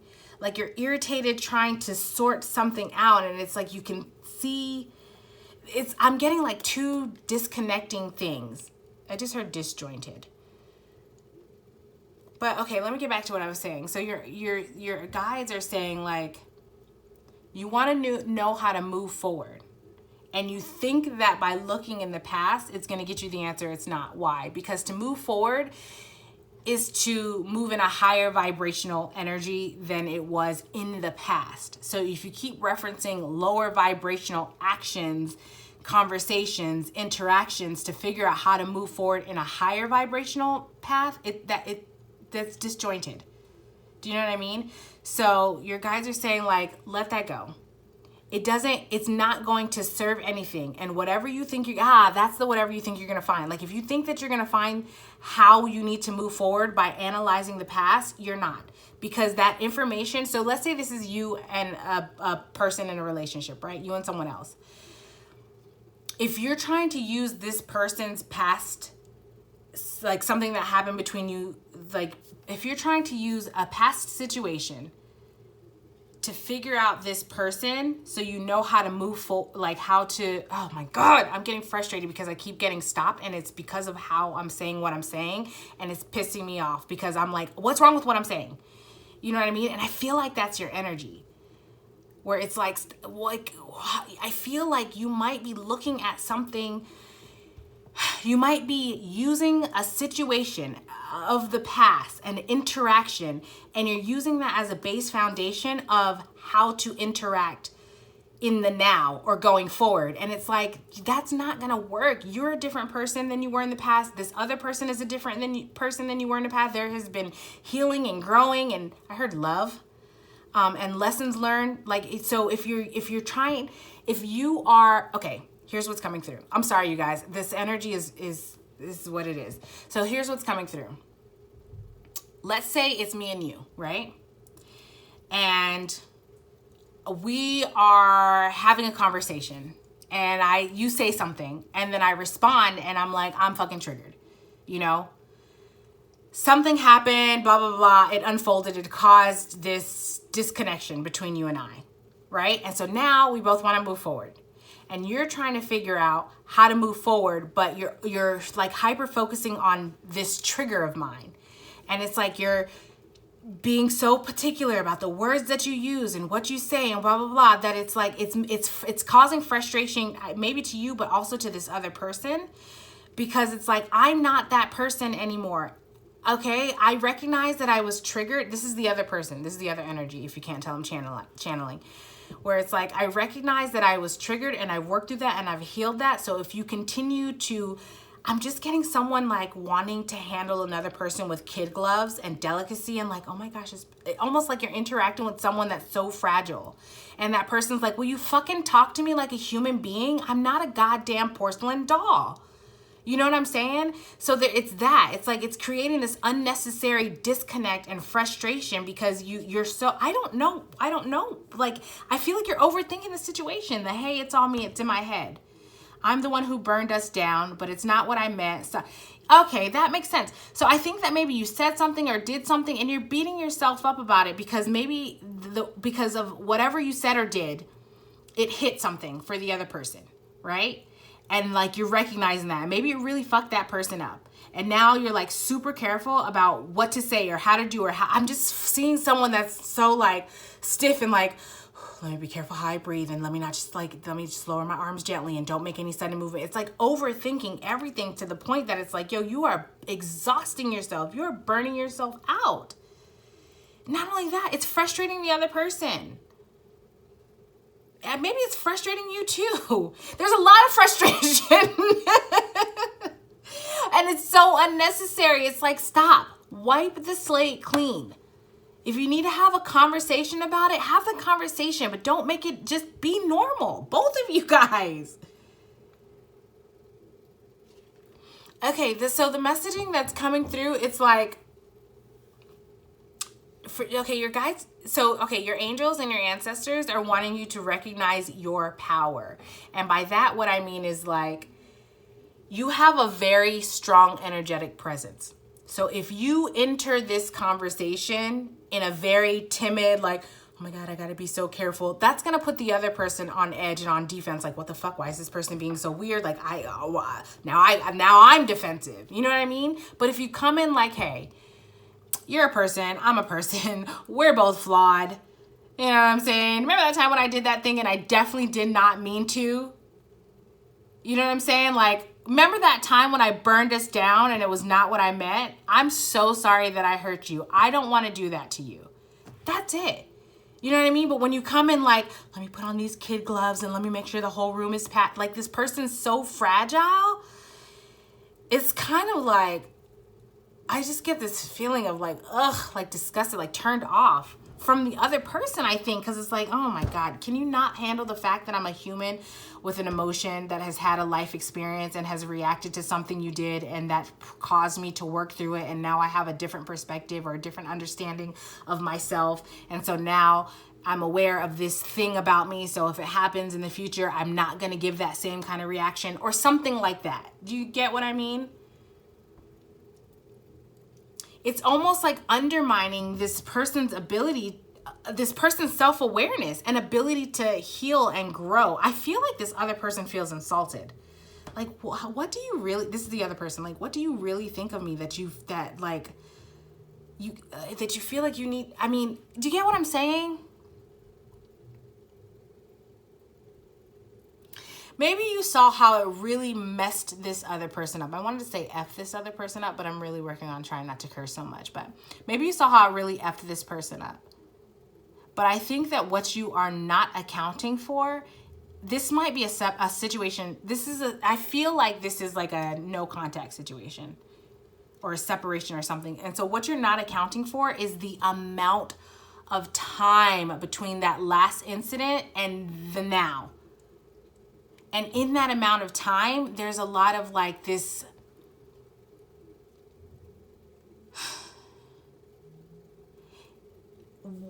it's like, I want to say almost like torment. I feel, so, okay, this is what I'm getting. I think that you think that like, it's beneficial to wait because there's maybe some plan that you have or some timeline or there's something. It's like for I feel like this feels very strategic. Like, I'm going to make this move when this clock hits the 12 at exactly this day at this time because it's very strategic coming from you. And like, I think that I feel like you,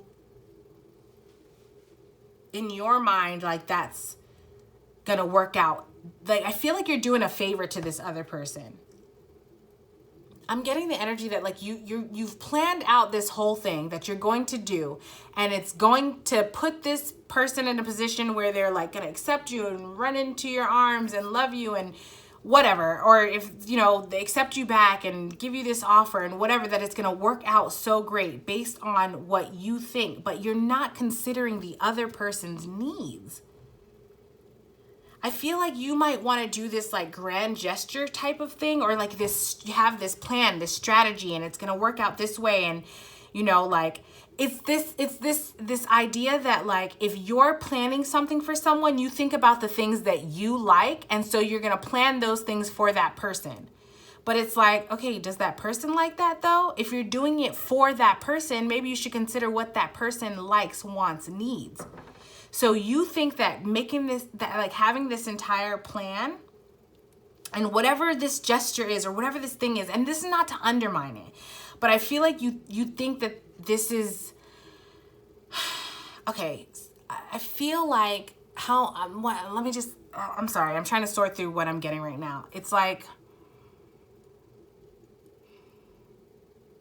I understand that this is this is coming from, you're trying to do a good thing. But I also want to say that it feels like, it feels kind of selfish. Because like the very thing that this other person may need is just a basic ass fucking conversation.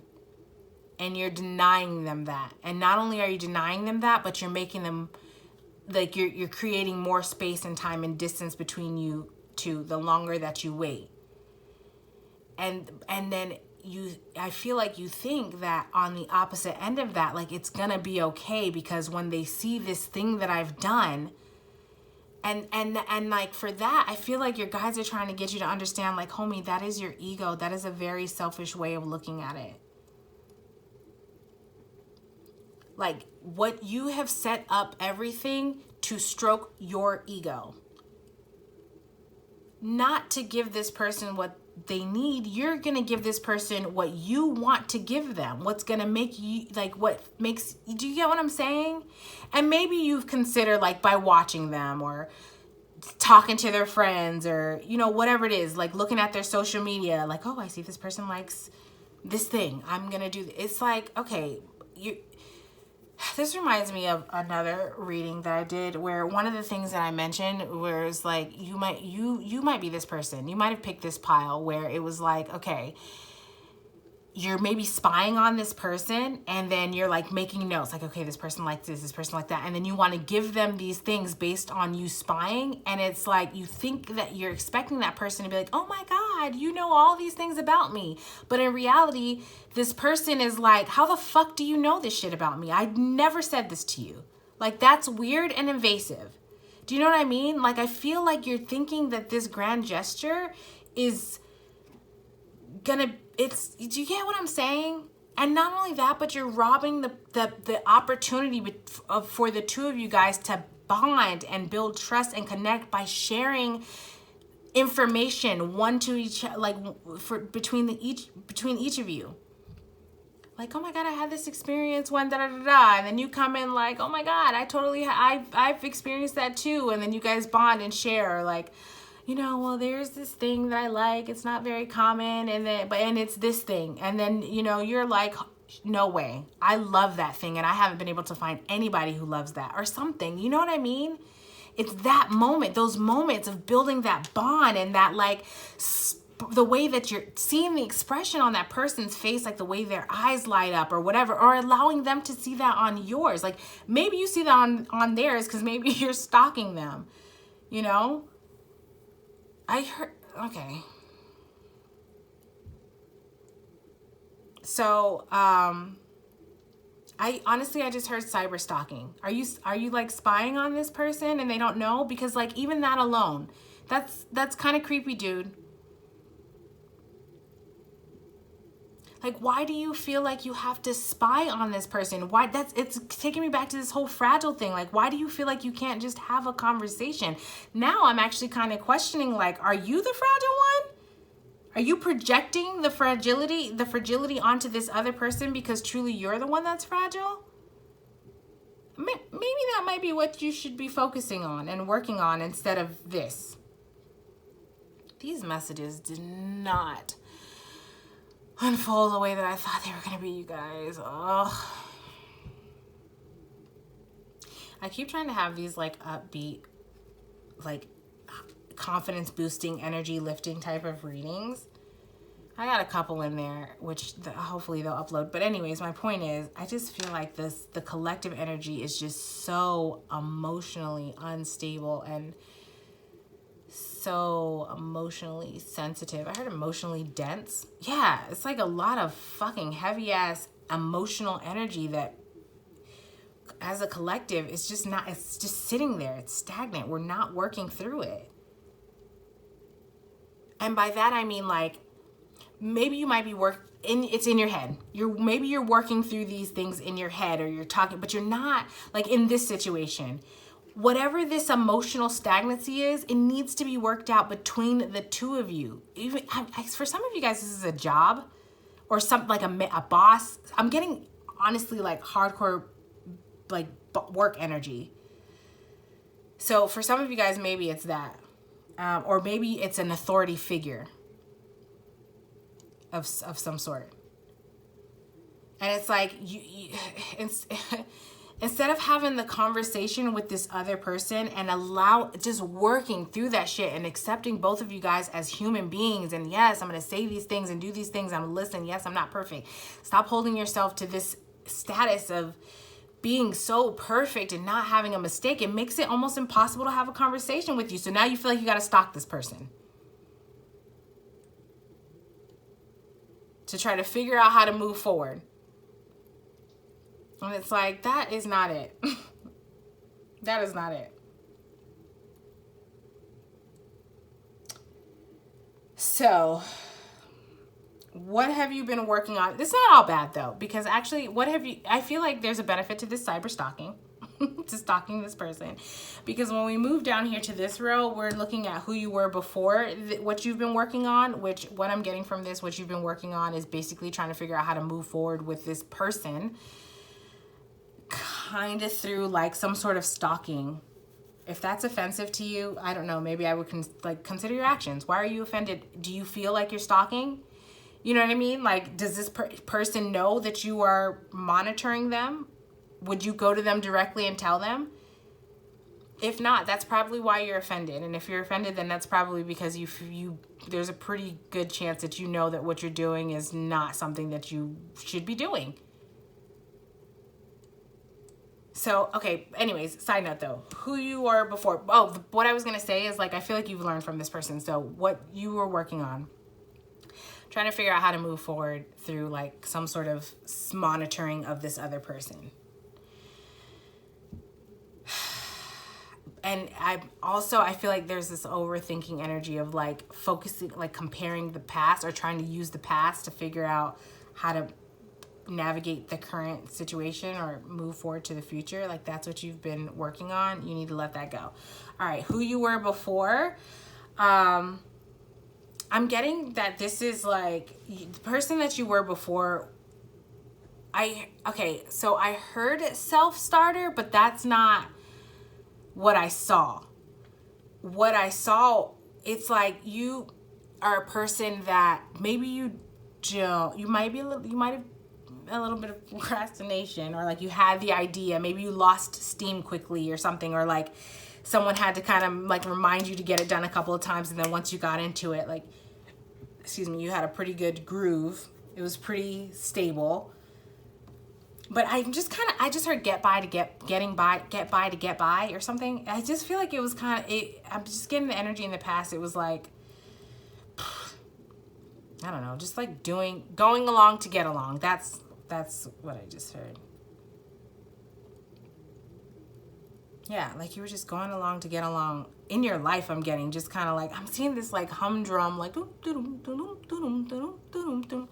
like there was no real passion or excitement or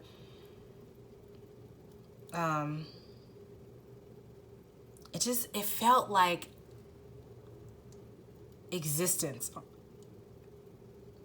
You know what I mean? Like not living, not thriving, just existence. Right? Okay. Compared to who you are now, I'll get into these middle cards, but compared to who you are now, you have the black egg and the camel. So the black egg is a very highly evolved spiritual card. This is the card of honestly like creation. This is like the void. You know what I mean? When the void is an opportunity. The void is an opportunity for abundance. This is like endless, limitless. You know what I mean?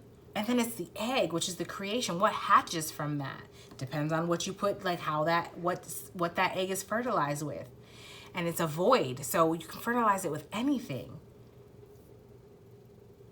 Right? That's where you are now. That's how you're seeing life. That's how you're interacting. Like this limitless, where before you were just kind of going along to get along, you were just existing. Now it's like, I have plans to live.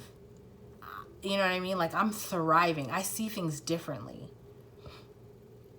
And there's this sense of you being able to, before you might have relied a lot on others to carry you, keep you afloat is what I just heard. Maybe you didn't have financial independence before, or some sort of independence. Like you relied on someone to provide for you in some sort. I mean, and I'm getting like maybe even like food, like maybe they gave you, I don't know. I'm just getting like your basic needs. like food, water, clothes, shelter. So maybe you had someone that like was paying your bills or something, like you worked to cover this amount, and then I don't know. I'm just getting like there was a lot of reliance on others to care for you in a certain capacity, where now you're like, I don't know. I just heard I'm the man with the plan. Like maybe you're a man with a plan, you know, but it's like, because, okay, so these are, I mean, they're not the same animals, but you have a horse and a camel, which I don't know. Are they in the same family? I'm not sure. But anyways, with a horse, like you have horses who live in a stable. They're groomed, they're brushed, they're fed, they're watered. I mean, you have wild horses, of course, but you know what I mean? Like they're groomed, they're fed, they're watered, they're brushed, they're whatever. They're very taken care of. The water, the food, unless they're wild, they have to be provided for. Whereas the camel has pouches of water in its back. You know what I'm saying? Like it can manage on its own whether someone gives it water or not until it can travel and find water. I feel like you're seeing, like you that's you now. Like through the connection of this person, through cyber stalking this person and whatever this person, I don't know, whatever they share, whatever something about this person.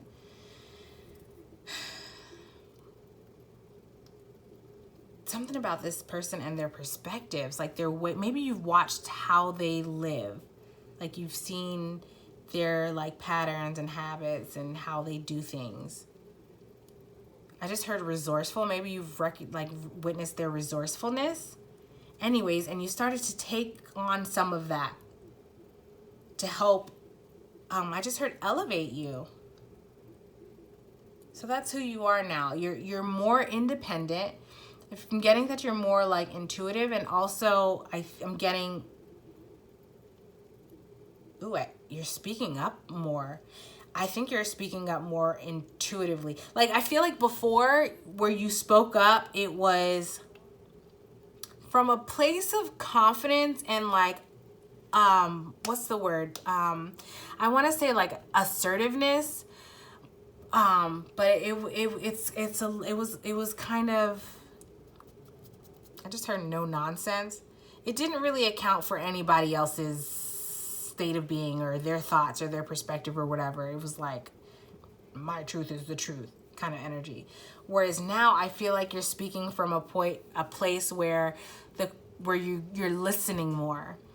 What I'm hearing is listen to understand instead of listening to respond. Before, I feel like you listened to respond, to have the answer, to have a rebuttal, to shut it down, to prove your point. Whereas now you listen to understand, and then your response is from an understanding perspective. And that can vary, because when you understand what the person is saying, then you know whether it's a time to, oh, okay, I get what you're saying. Let me clarify this. Or, oh, you know what? You have a really good point. Let me take that into consideration. Instead of it being like, no, I'm going to shut you down and cut you down because it's my way or the highway and what I say is right.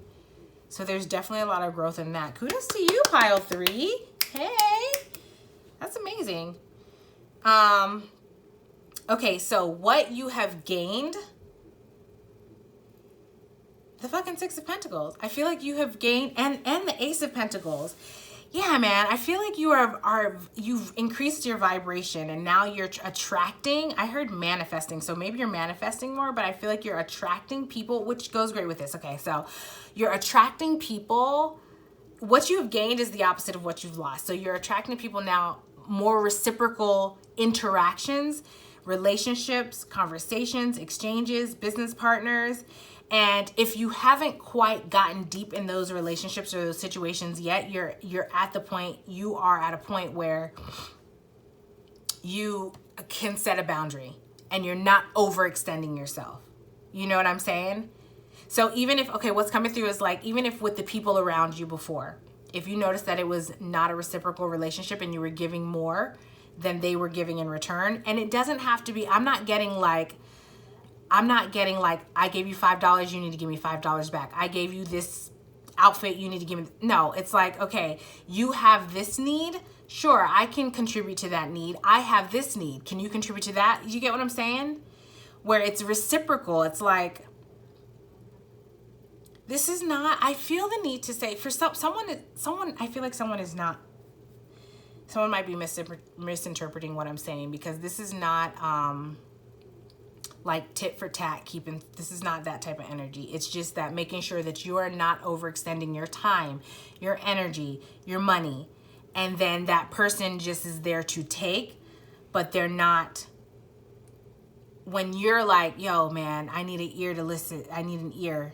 I need to bend your ear. Or I need this, you know, what's your advice on this situation, or whatever it is. It's like they're not available. Or even, did you get what I'm saying? I don't know why I feel like I need to, like, I'm getting defensive in explaining this, but it's you're aligning with more reciprocal relationships and situations. And a part of that is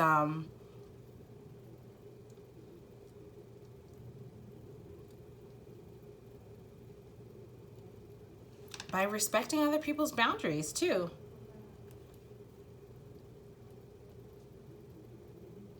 Okay, so what have you lost? I'm getting that you've lost this stubborn way of thinking and being in your own perspective.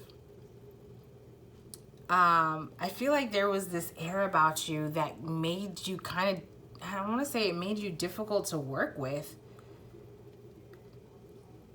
And by that, what I want to say is like, it's like, unless a person had no problem being submissive to you, then it's like they would butt heads. You guys would butt heads.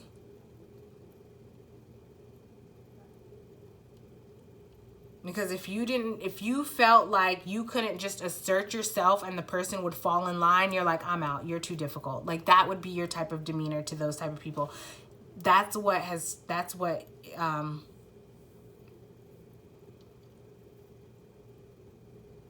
changed, is that perspective, that understanding of self, and that understanding of how people honestly have like interpreted or interacted with your energy. Because I don't think that many people have spoken up about it, because I don't feel like many people have spoken up about it, because that's the air of your energy. You know what I mean? Where it's like, don't challenge me. And that honestly comes from an insecure place, but I feel like you're like, there's a new perspective. Gosh,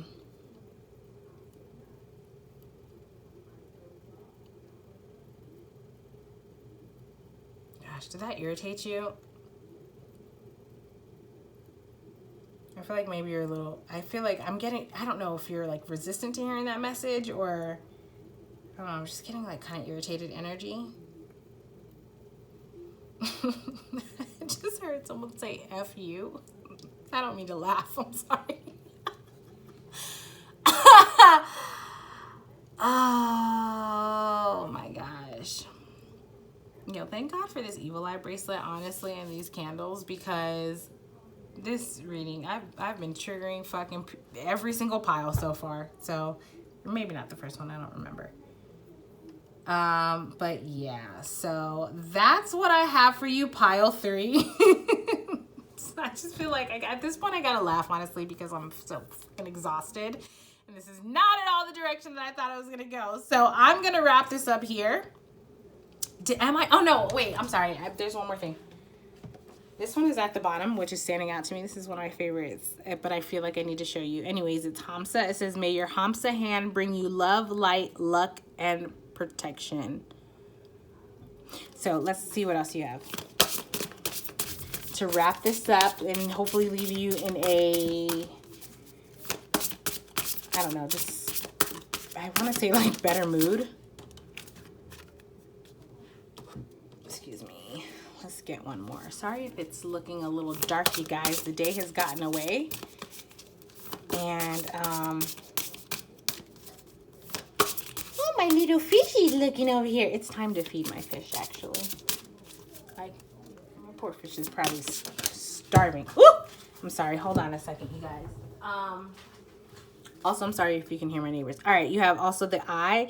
Eyes are the windows to the soul. Something about this seems significant, and honestly, I feel like it's related to this cyber stalking, because it's like you can tell more about a person by looking at them in their eye and having a conversation with them than stalking them online. So cut that out, please, pile number 3.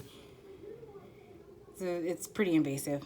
And it doesn't build the connection that you think you're going to build to get the reaction that you think you're going to get when you carry out this plan that you've planned. This person, you may be surprised to know, I don't know, you might not get the reaction that you're thinking you're getting when you don't give this person the opportunity to have a freaking conversation. Do that. Stop running from it. Okay. All right. That's what I have for you, pile 3. So I hope that this did prove to be helpful in some way, and I hope that this gets you moving along in your path. So thank you so much for being here, for sharing your energy, visiting this channel, and I hope to see you in a future video. Bye.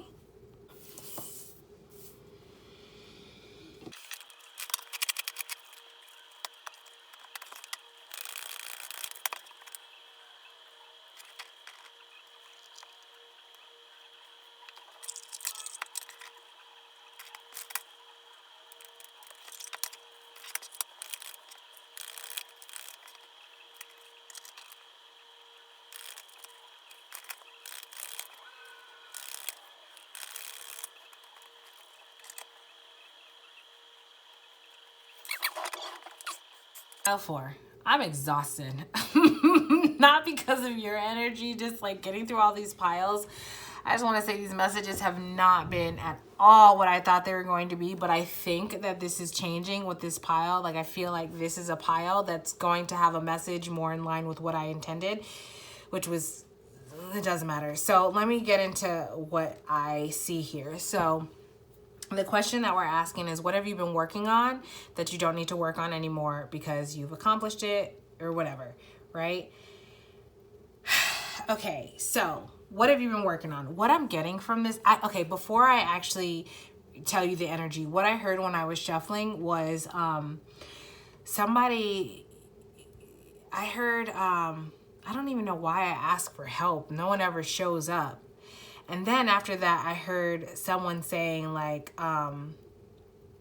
something about expectations, like meeting expectations, like having expectations, and I kind of lost it, to be honest with you, but it was something along those lines of having expectations, and then it's like if no one meets those expectations, not in that's not how I mean it to sound.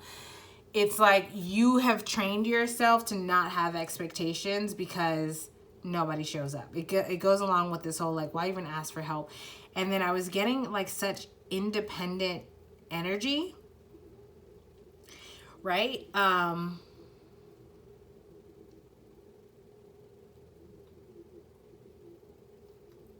I'm sorry, I'm trying to piece it together because, okay, the other thing is I noticed like you have 9 of Cups here, and then you have the Virgo card. So 5 and 4 reduces to 9.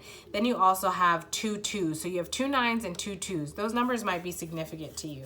I'm just going to point out a couple of things that I see, okay?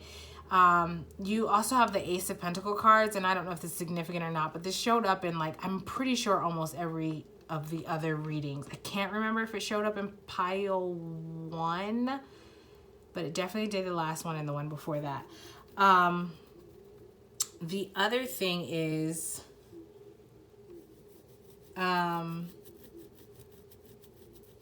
okay, so let me get into what I'm saying. Like, so your energy is coming through really independent, right? I feel like you're used to providing for yourself and taking care of yourself. And in that, I think you've minimized your needs, or not really expressed or allowed yourself to have or acknowledge your needs because it's solely been you. Why? Because I'm just getting that, again, I'm hearing that like, why ask for help? You know what I mean? Like when it doesn't come through.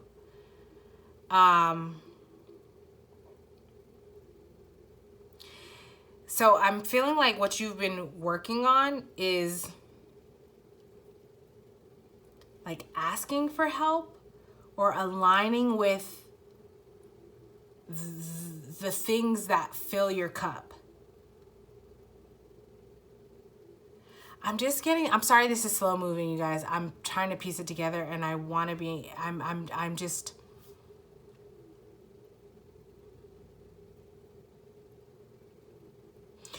This feels like a journey of like having to go through this in order to trust yourself. So it's like you've gained this, you in life, right?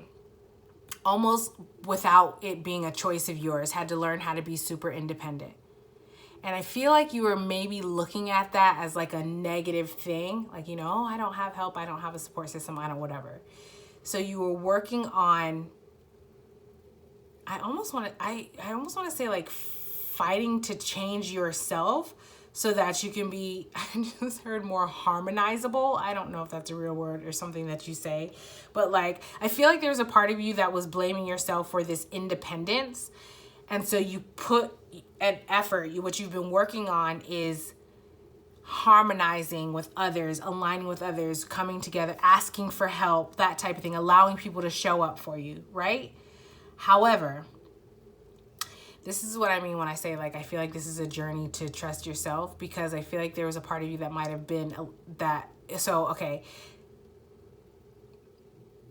you were this independent person and you're like, okay, let me try to be not so independent and ask for help and allow others to show up. But I'm getting the sense that it didn't work out. However, it kind of, it's like, okay, so this song that you have here is, and when you trust your television, what you get is what you got, because when they own the information, they can bend it all they want. So we keep on waiting on the world to change. It's not that we don't care, we just know that the fight ain't fair, waiting on the world to change. I'm getting this in your relationships, where it's like you realize the benefit of this independence. You establish this independence, and somehow I feel like something, someone, some way made you feel, I don't want to say made you feel, but put this idea in your mind that this state of independence was a bad thing. This might even be related to like romantic relationships, because it's like, oh my gosh, you're so independent. What man or what woman? Well, I'm getting kind of like, because this is the gender stereotype, where it's like, what man would want a woman that's so independent, that doesn't need him, you know? And I feel like you kind of beat yourself up about that. And so you were like, well, let me work on not being so independent. Like, let me reach out and ask for help. But all of those experiences and you working on this thing only reaffirmed why you were so independent, which is, again, like, why ask for help is not reliable when I can, 9 of Cups, like, I can be my own fulfillment. I can meet my own needs. Do you know what I mean? Okay, so I'm getting like this, the 2 of Pentacles and the 2 of Cups. I feel like this, like, I can harmonize with my guides, my angels, my own magic, my own intuition to meet my needs. Like, I'm just getting like, why rely on a human person? Because, you know, when I tell them this information, or when they think they know better than me, they can bend it all they want. So why even share? If what I tell them, I'm just getting the energy that maybe you're the type of person that's like, well, maybe you had a conflict with someone, let's say, and you're like, you know, that really hurt my feelings when, you know, you took this action or whatever. And then this person becomes defensive and they're like, no, well, you know, you're misunderstanding, or I did this thing because da da da da da. Like, that's what I'm getting. It's like when they own the information, they can bend it all they want. Like, okay, whatever they believe, whatever their perspective is, they can say, like, that doesn't, just because I'm reaching out, just because I'm 2 of Pentacles offering something, you know what I mean? 2 of Cups harmonizing with something doesn't mean that it's going to be reciprocal on the other end. And that's what your experience has shown you. And it's almost like you needed to, trust is really standing out to me. Like, you almost needed to go through these situations to revalidate and retrust yourself that, like, no, you know what? I am doing the right thing by being independent. When someone can step up and meet me on my fucking level, then I will lessen this independence. You get what I'm saying? Like, when I see that there's someone else who is strong in their independence and they are dependable, accountable, reliable. I don't know why I just said that like that. That felt very patronizing, and I don't know why that just came out like that. I'm sorry. Maybe that's how you feel like you have to talk to people. Like, I just feel like there's this element of you being like underestimated, or people don't think that you are intelligent as you are. Or what I heard was strategic. Like, and what I mean by that is like, you know what you're doing and you're doing what you're doing for a reason, not because you're trying to get over on anyone, but honestly, I'm getting like self-preservation, self-protection. And people will think that you don't know and like, oh my gosh, she's so this or he's so that, or they don't, and you're like, before in the past, when you were in this hyper independent, before focusing on this, it was like you didn't feel the need to explain yourself, and it's like, all right, whatever, because they can bend it all they want. When they own the information, they can bend it all they want. So why even explain? You know what I mean? It's like, it's not that we don't care, we just know the fight ain't fair. So I'm not even gonna overexert myself to something that's not gonna change. They are who they are, and that's that. You were so confident in that. Then something happened that made you question, like, fuck, am I too independent?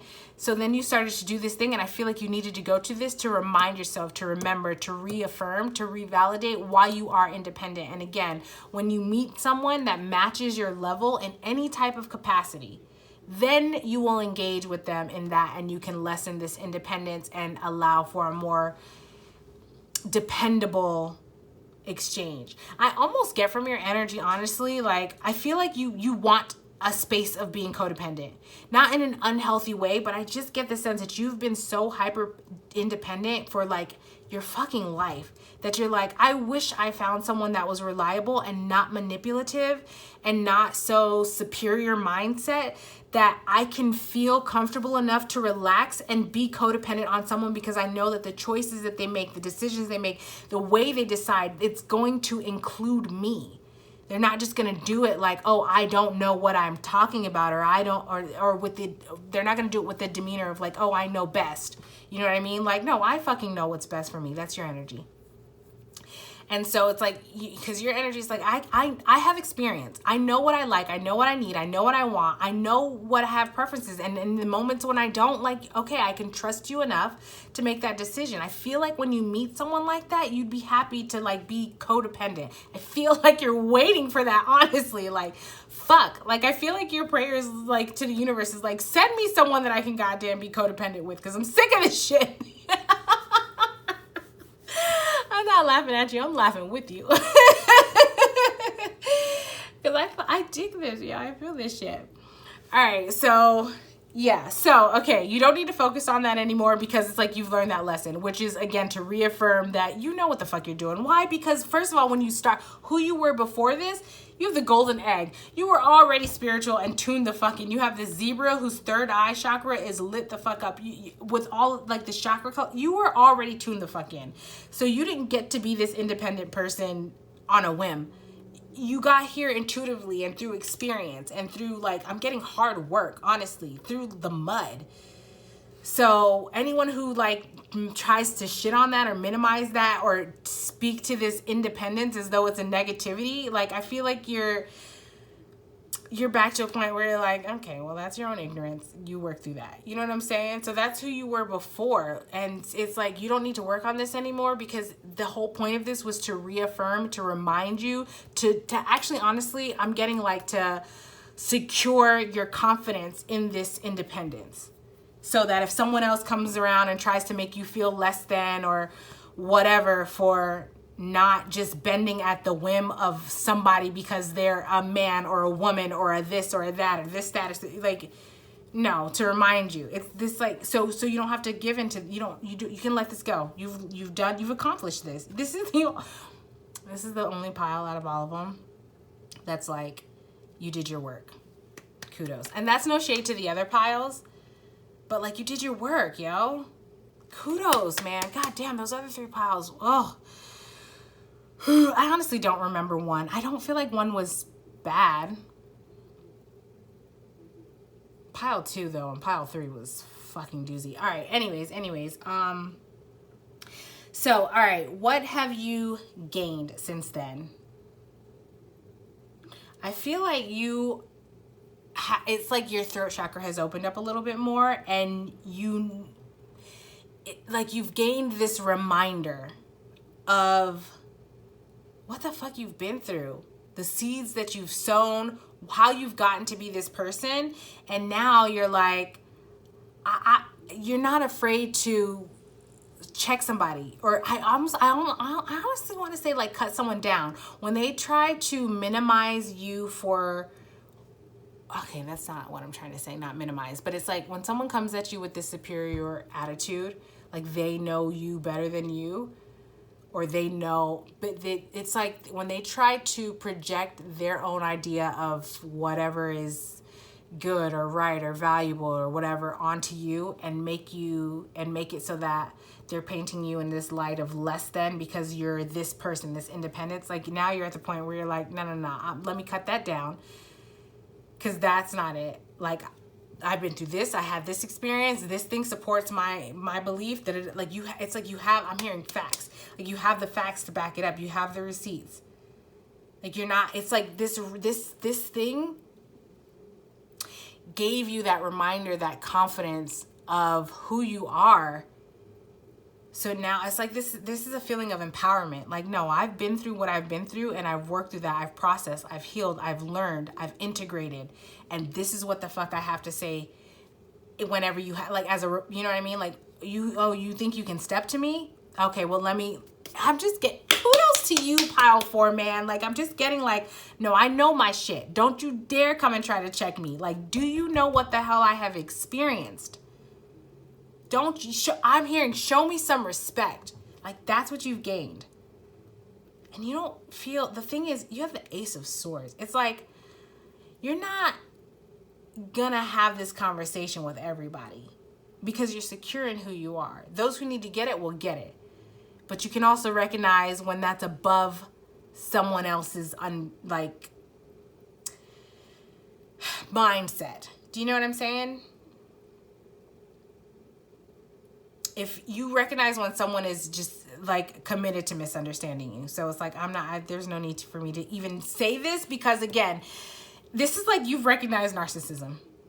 Like, you know when to share information and when not to, because the information they have, they can bend it however they want to. Yes, pile fucking 4. Yes. All right. What you've lost, you have the 2 of Swords and the Ace of Pentacles. I feel like you've lost this, and this is not a bad loss. Actually, this is a good thing to lose. It's like situations that are stagnant. It's not presenting an opportunity anymore. It's like this, you're not waiting around. How can I describe this? It's not that. So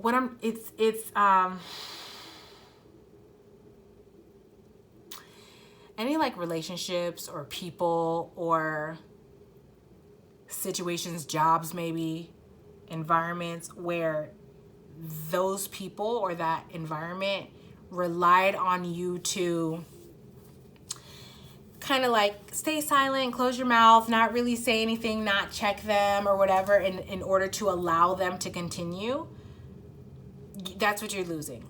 Like these situations or relationships that don't present a mutual opportunity or benefit for the both of you guys, that just ends up keeping you, I'm getting more than the others, in a stagnant position of insecurity and questioning and mistrust and all that stuff. You're like, cutting that off. I'm not even acknowledging that. Like, I'm seeing some people being left on red.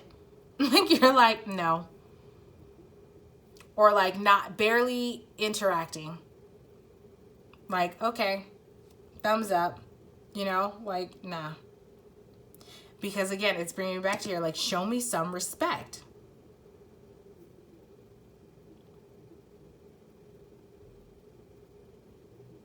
I'm just definitely getting like, I think that you've attracted a lot of people with this, like, I'm better than you, or I'm better than superior type of mentality.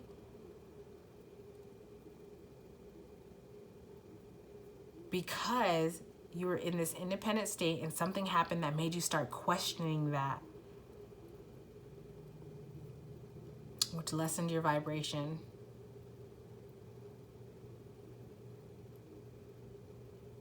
And this may be a thing that happened years ago, years ago, maybe even in your childhood or something. And now you're recognizing like, absolutely not. I've done my work. Okay, so who you are now.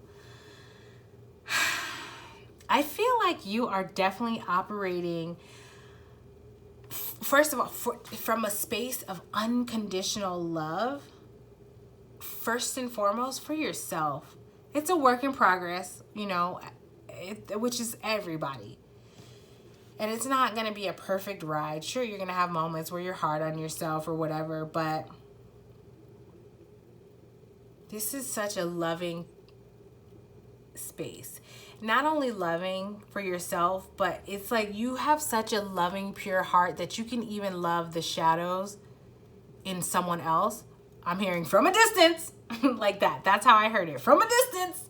Like, you can love the shadows of someone else. And by that, I mean, like, you can understand that a person is flawed. You know what I'm saying? So when someone starts showing their shadow sides, the shit that they reject in themselves, or they try to project onto other people, or whatever, that they can't accept within themselves, you understand that that's exactly what that is.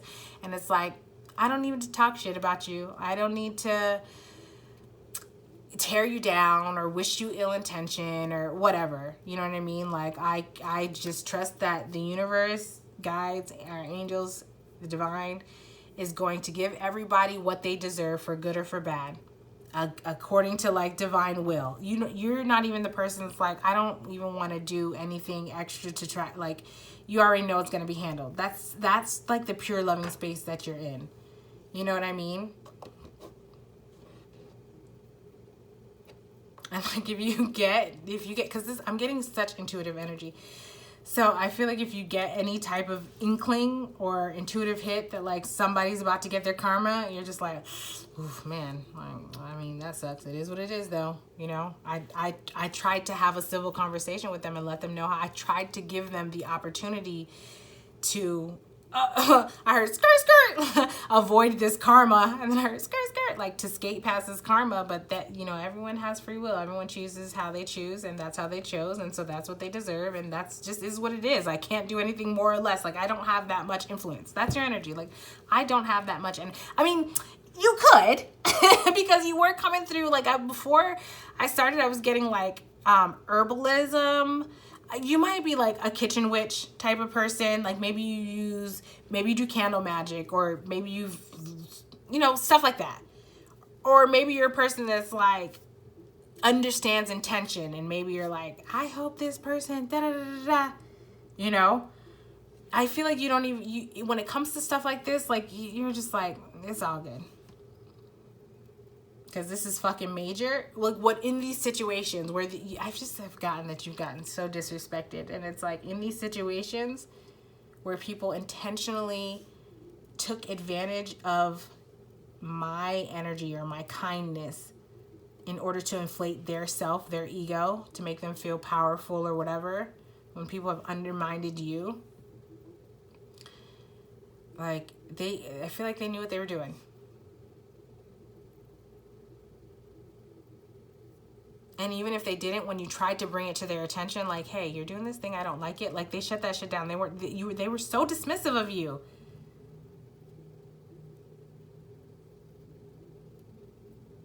So anyways, I'm just getting like, they have their opportunity, and you're not really worried about that. I feel like you're coming back into like your heart space, because I think that you got jolted out of that for a minute. And I feel like that rocked your confidence. I feel like that's where you get your true confidence, honestly, is from your heart space.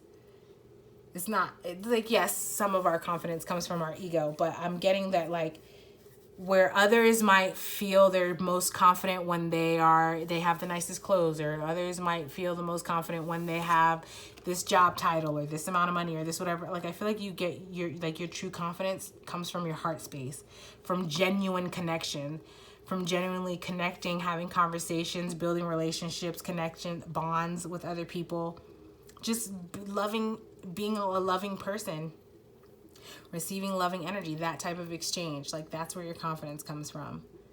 So you're a type of person, you have to be careful, because if you isolate for too long, that can actually start to have a negative impact on your confidence.